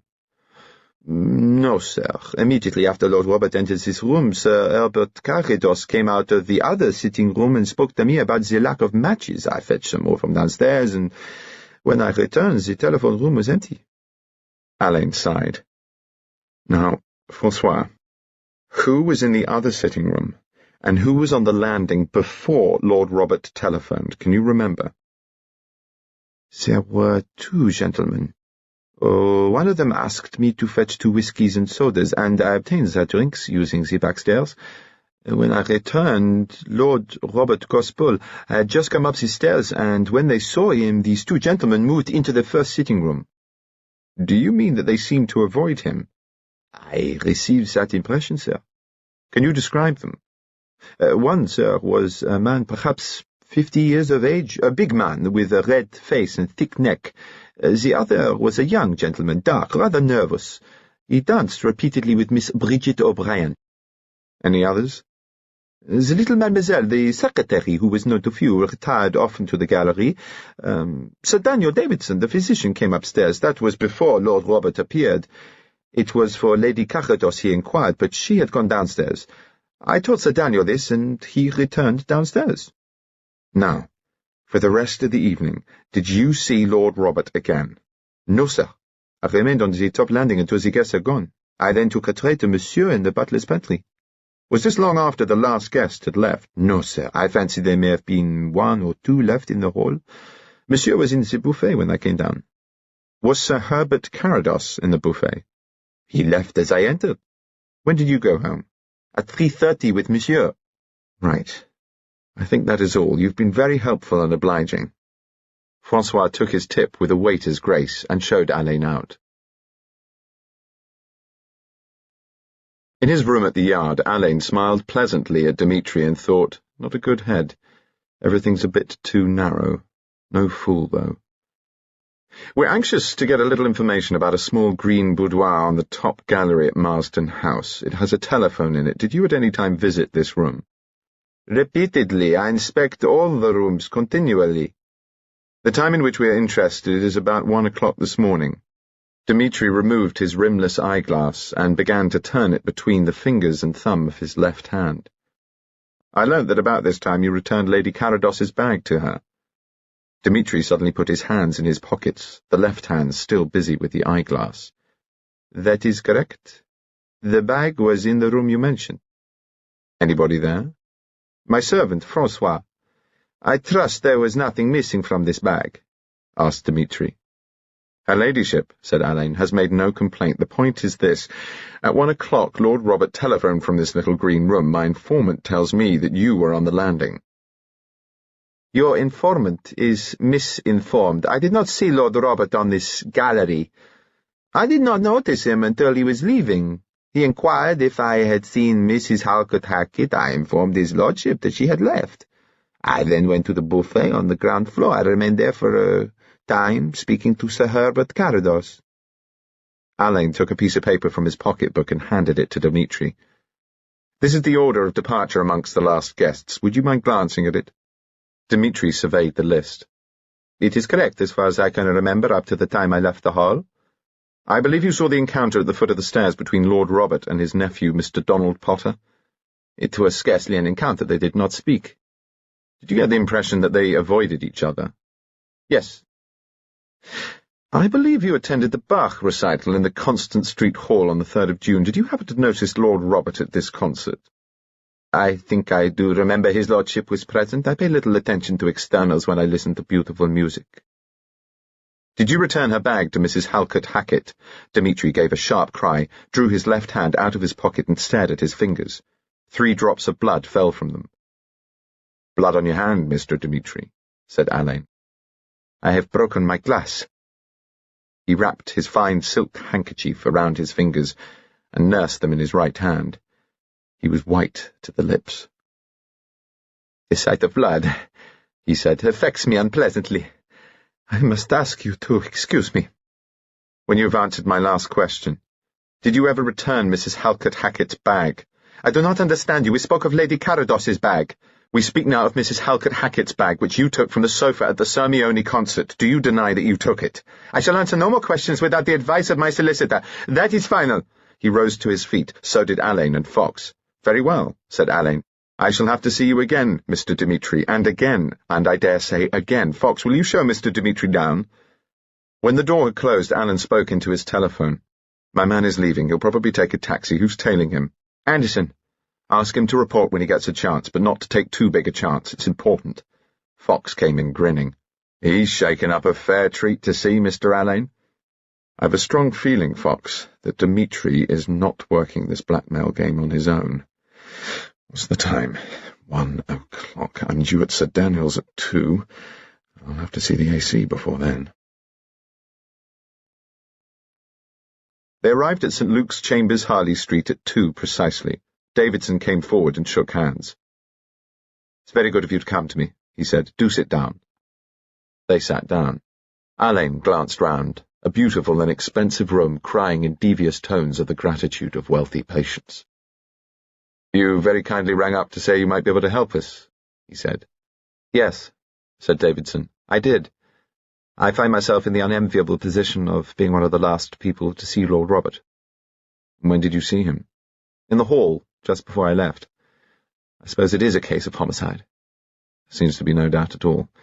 He was smothered." "Smothered? Good God. Why didn't he make a rumpus? Is he marked?" "There are no marks of violence." "None." His heart was certainly in a poor condition. I ordered him to deny himself his port and to rest for 2 hours every day. He paid no attention whatsoever. Nevertheless, it was not a condition in which I would expect an unprovoked heart attack. Struggle certainly might induce it, and you tell me there is no evidence of a struggle. He was knocked out. Knocked out, and quietly asphyxiated. How very horrible. I am longing for a precise account of those last minutes in the hall. We have the order of the going, but not the nature of it. If you don't mind giving us a microscopically exact version." "A microscopically exact version. Let me present this little scene to you, as if we watched it take place behind the footlights. I've shaken hands with my host and hostess, where the double flight of stairs meet in the gallery outside the ballroom. I come down the left-hand flight of stairs.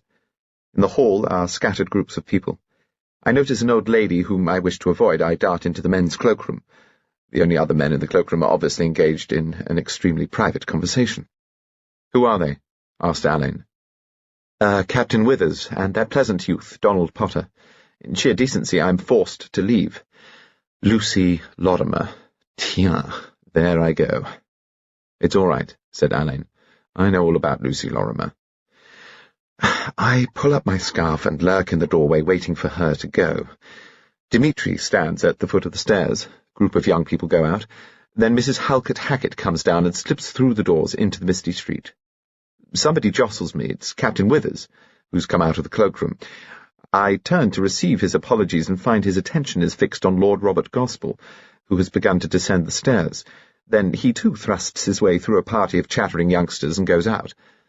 Before I've taken 3 steps, young Donald Potter comes out of the buffet with Bridget O'Brien.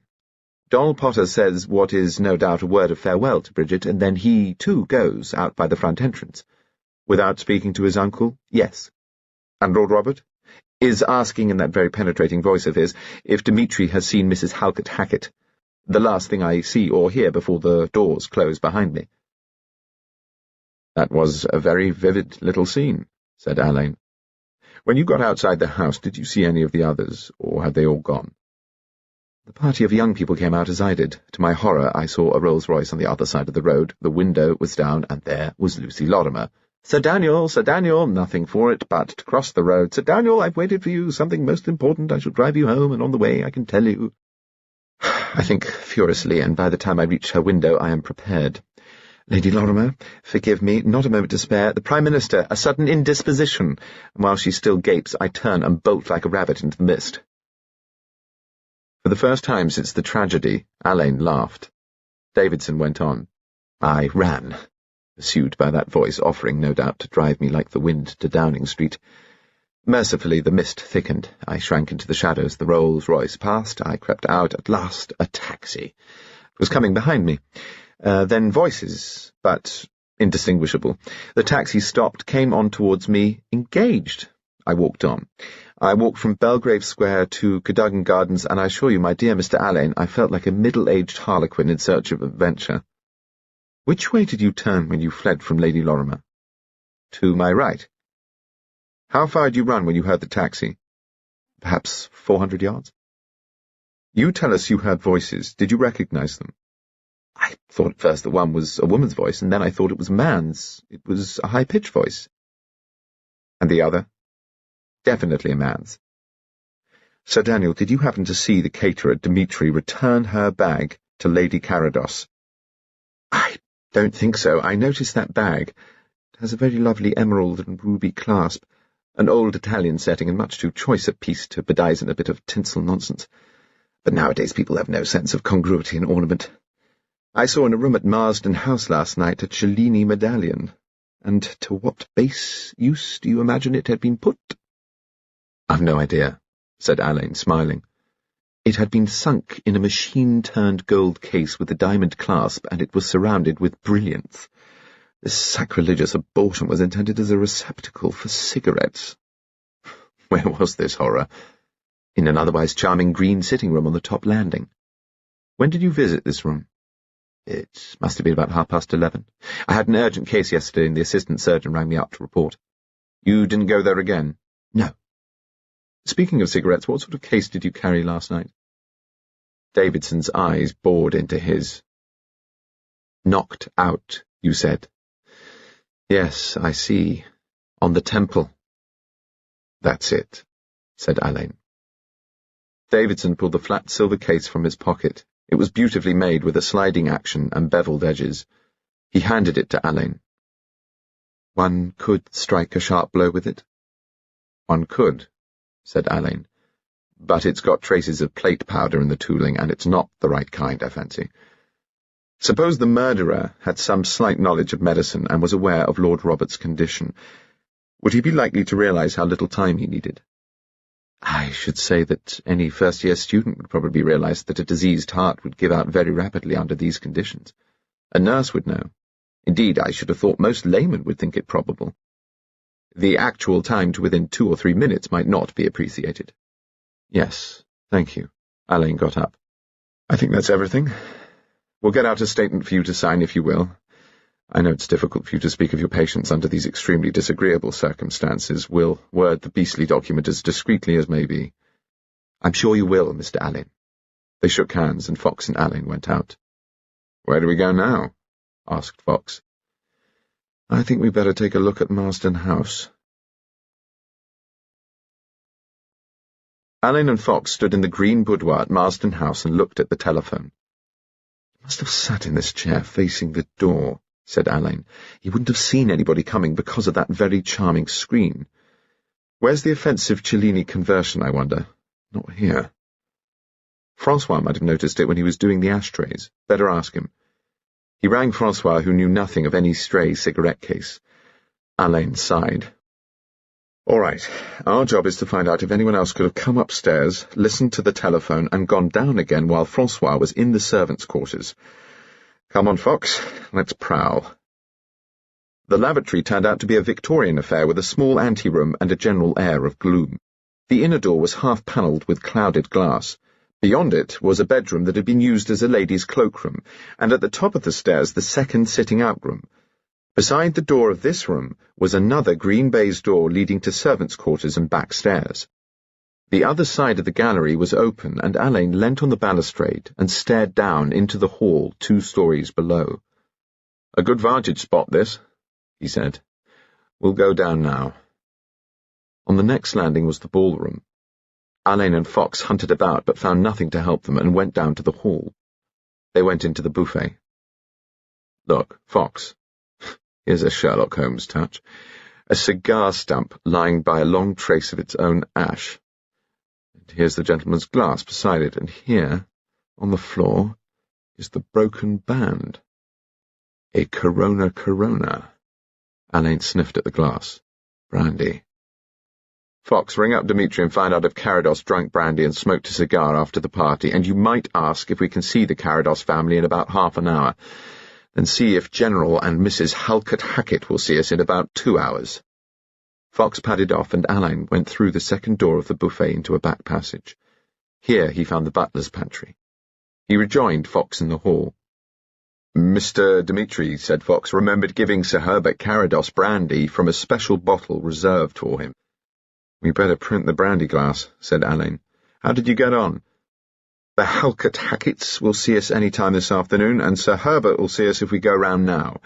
He mentioned that he is a great personal friend of the Chief Commissioner.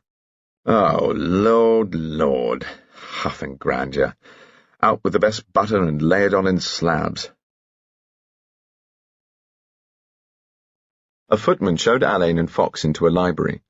Moments later, Sir Herbert came in, limping rather more perceptibly than usual, and employing a black stick. He screwed his glass in his eye and said, "Mr. Alleyn?" Alleyn stepped forward and bowed. "It is extremely kind of you to see us, sir," he said. No, said Carados. One must do one's duty, however hard one is hit. I was talking to your Chief Commissioner just now, Mr. Alleyn. Happens to be a very old friend of mine. Would you sit down, both of you? Mr. This is Inspector Fox, sir. Oh, yes, said Carados, extending his hand. Do sit down, Fox.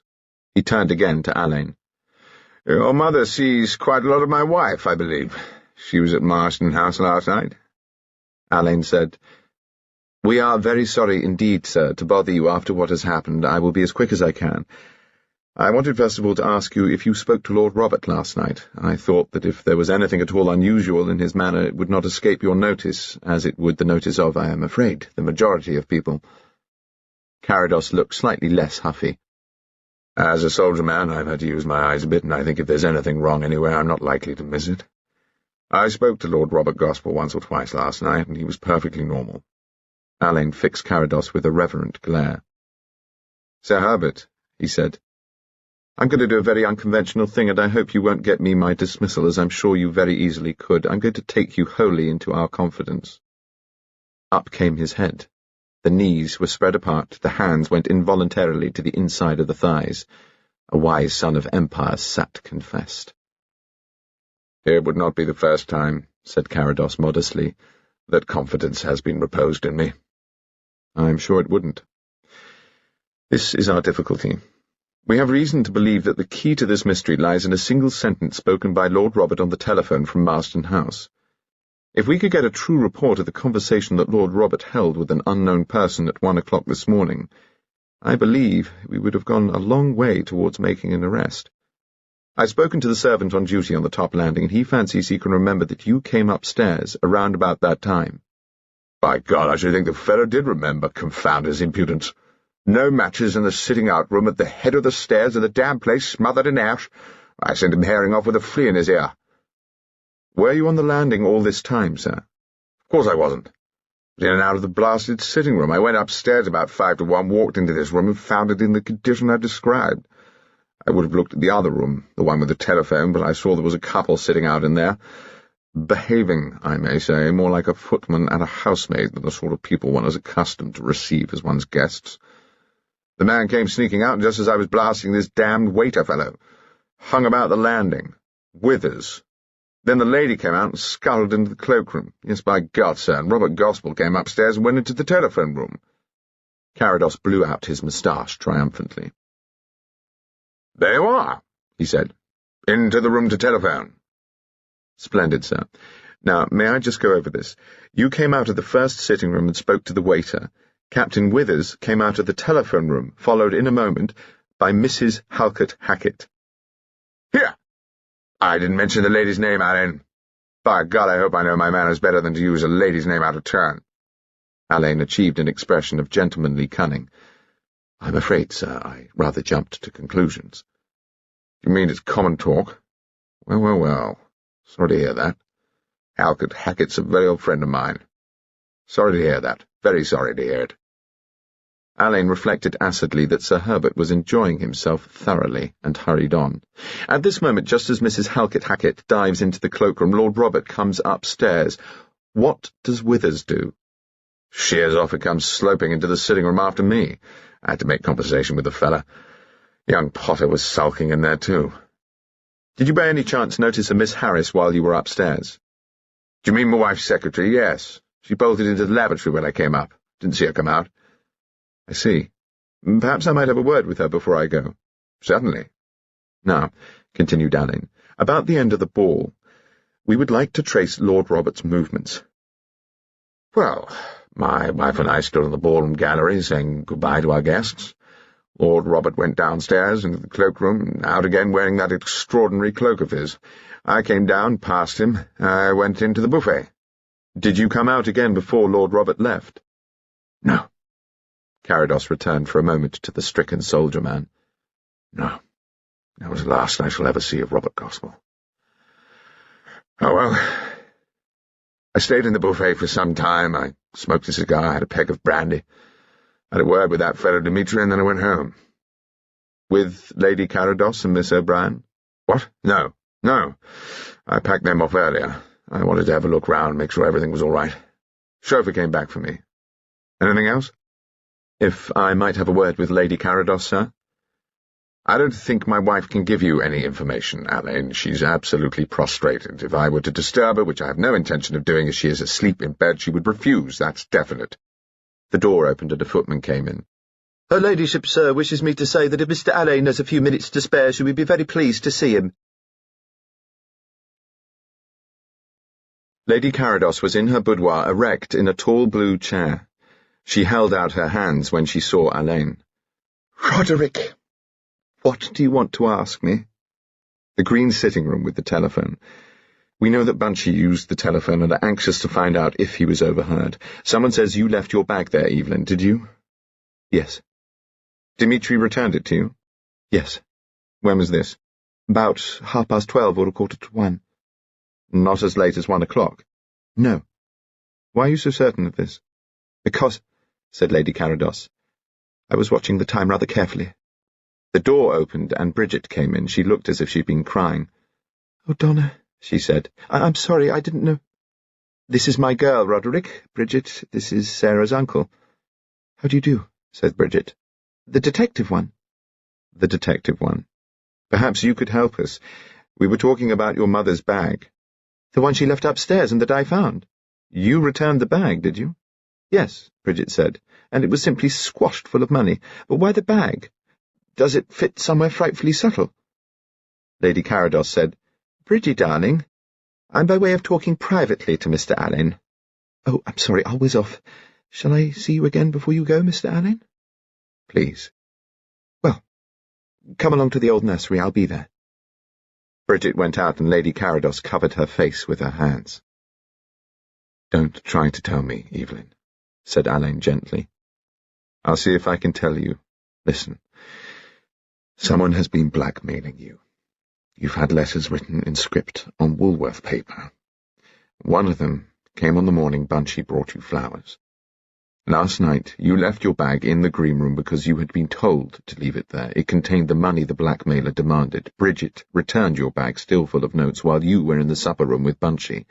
You replaced it in the green sitting room, and later it was returned to you empty. When Bridget brought back that hideous bag last night, I nearly collapsed. There had been other letters. I destroyed them and tried to put them out of my mind. But this one threatened dreadful things that would hurt Bridget so much. I put £500 in notes in the bag and left it on the little table in the green sitting room before 1 o'clock. And then Bridget must have seen it. I shall never forget her coming into the supper room, laughing and holding out that bag. Somehow we got rid of Bridget. Sir Daniel Davidson was there. I got rid of him too. And then Bunchy said he knew what I wanted to do with my bag and begged me not to do it. I broke away from him and went back to the green sitting room. It was then 20-1. I put the bag behind a big ormolu and enamel box on the table. Then I went down to the ballroom. I don't know how much later it was when I saw Dmitri coming through the room with the bag, and when I took it, I knew the money had gone. Evelyn, is it possible that Dmitri is the man who is blackmailing you? Good heavens, no. Are you sure? He's in and out of people's houses and has free access to their rooms. How long has he been doing this work? He told me 7 years. My secret is more than twice as old as that. You realize, don't you, that you are not the only victim? Bunchy was actually working with us on information we had from another source, but which points directly to the same individual. It seems probable that the blackmailing may be linked with the murder, so we have a double incentive to get at the blackmailer's identity. Now then, it's something about Bridget, isn't it? And it happened more than 14 years ago. Ought we to begin with your first husband? You needn't go on being delicate, Roderick. I think you've guessed. Paddy and I were not married. Bless my soul, said Alleyn. How very courageous of you, Evelyn. I think it was now, but it didn't seem so then. Paddy left a wife in an Australian lunatic asylum, came home, and fell in love with me. We went through a form of marriage and lived happily and bigamously together. Then Paddy died. Weren't you afraid it would come out? No. Paddy's wife had no relations. She was a music hall comedienne who had been left stranded in a little town in New South Wales. He married her there and took her to Sydney. 6 weeks later she became hopelessly insane. Paddy had not told anybody of his marriage, and he had not looked up any of his acquaintances in Sydney. When he arranged to have her put away, it was under her maiden name. He invested a sum of money, the interest on which was enough to pay the fees and expenses. He left the whole thing in the hands of the only man who knew the truth, Anthony Banks, his greatest friend. He lived in Sydney and held Paddy's power of attorney. The even voice faltered for a moment. 5 months after we were married, Paddy was killed. I had started Bridgie and came up to London to see my doctor. Paddy was to motor up from our house at Ripplecott and drive me back. In the morning I had a telegram from him. It said, "The best possible news from Anthony Banks." On the way the car skidded and crashed in a little village. He was taken into the vicarage and then to the cottage hospital. When I got there he was unconscious, and he didn't know that I was with him when he died. And the news? I felt certain that it could only be one thing. His wife must have died. But we could find no letters or cables, so he must have destroyed whatever message he had been sent by Anthony Banks. The next thing that happened was that Paddy's solicitor received £5,000 from Australia and a letter from Anthony Banks to say it was forwarded in accordance with Paddy's instructions. In the meantime, I had written to Anthony Banks. I told him of Paddy's death, but wrote as a cousin of Paddy's.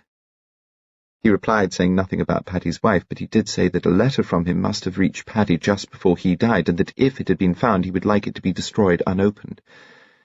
Anthony Banks must have been honest, because he could have kept that £5,000 for himself when she died, and he didn't know Paddy had remarried.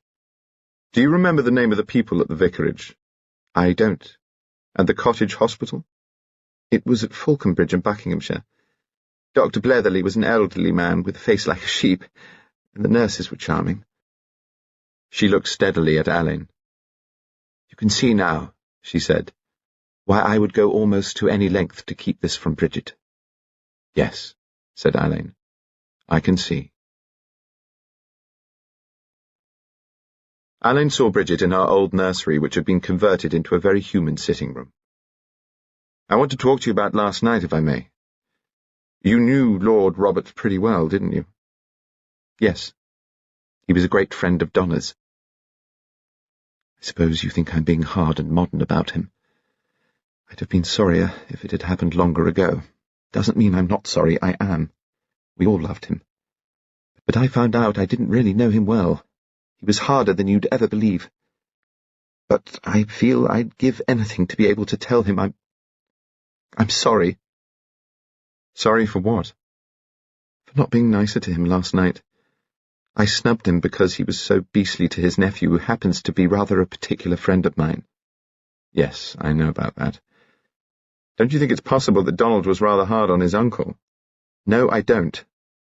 Donald's a man now. He's got to stand on his own feet and decide things for himself. Bunchy simply wouldn't understand that." "Do you like Captain Withers?" asked Alleyn suddenly. "What?" Bridget became rather pink. "I can't say he's exactly my cup of tea, but he's a marvellous dancer, and Donald said Wits is a terribly good businessman. He's been frightfully nice about advising Donald, and he knows all sorts of people who could be useful." "Useful in what way?" "Donald is going in for medicine, isn't he?" "Well—" Bridget hesitated. "That was the original idea, but Wits rather advises him not to. They've thought of starting a new nightclub. Wits has got wonderfully original ideas."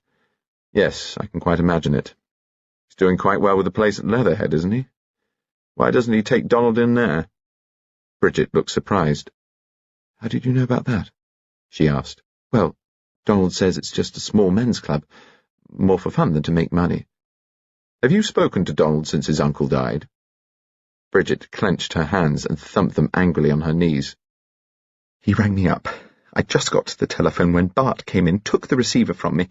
He sympathised with Donald, and then he said, "If you don't mind, an old fellow, I think it would be better if you didn't communicate with my stepdaughter for the time being and put the receiver down." I stormed at him, but we were in Donna's room, and she was so upset I had to promise I wouldn't write or anything. It's so beastly unfair, and it's all because Bart's afraid of all the reporters and scandal. And if he thinks I'm going to give Donald up, he's jolly well got another thing coming. You engaged? No. We're waiting till Donald begins to earn. And how much must Donald earn before he is marriageable? You don't put it very nicely, do you? I suppose you think I'm hard and modern and beastly. Donald is his uncle's heir, you know. Don't you dare, she said, her eyes flashing.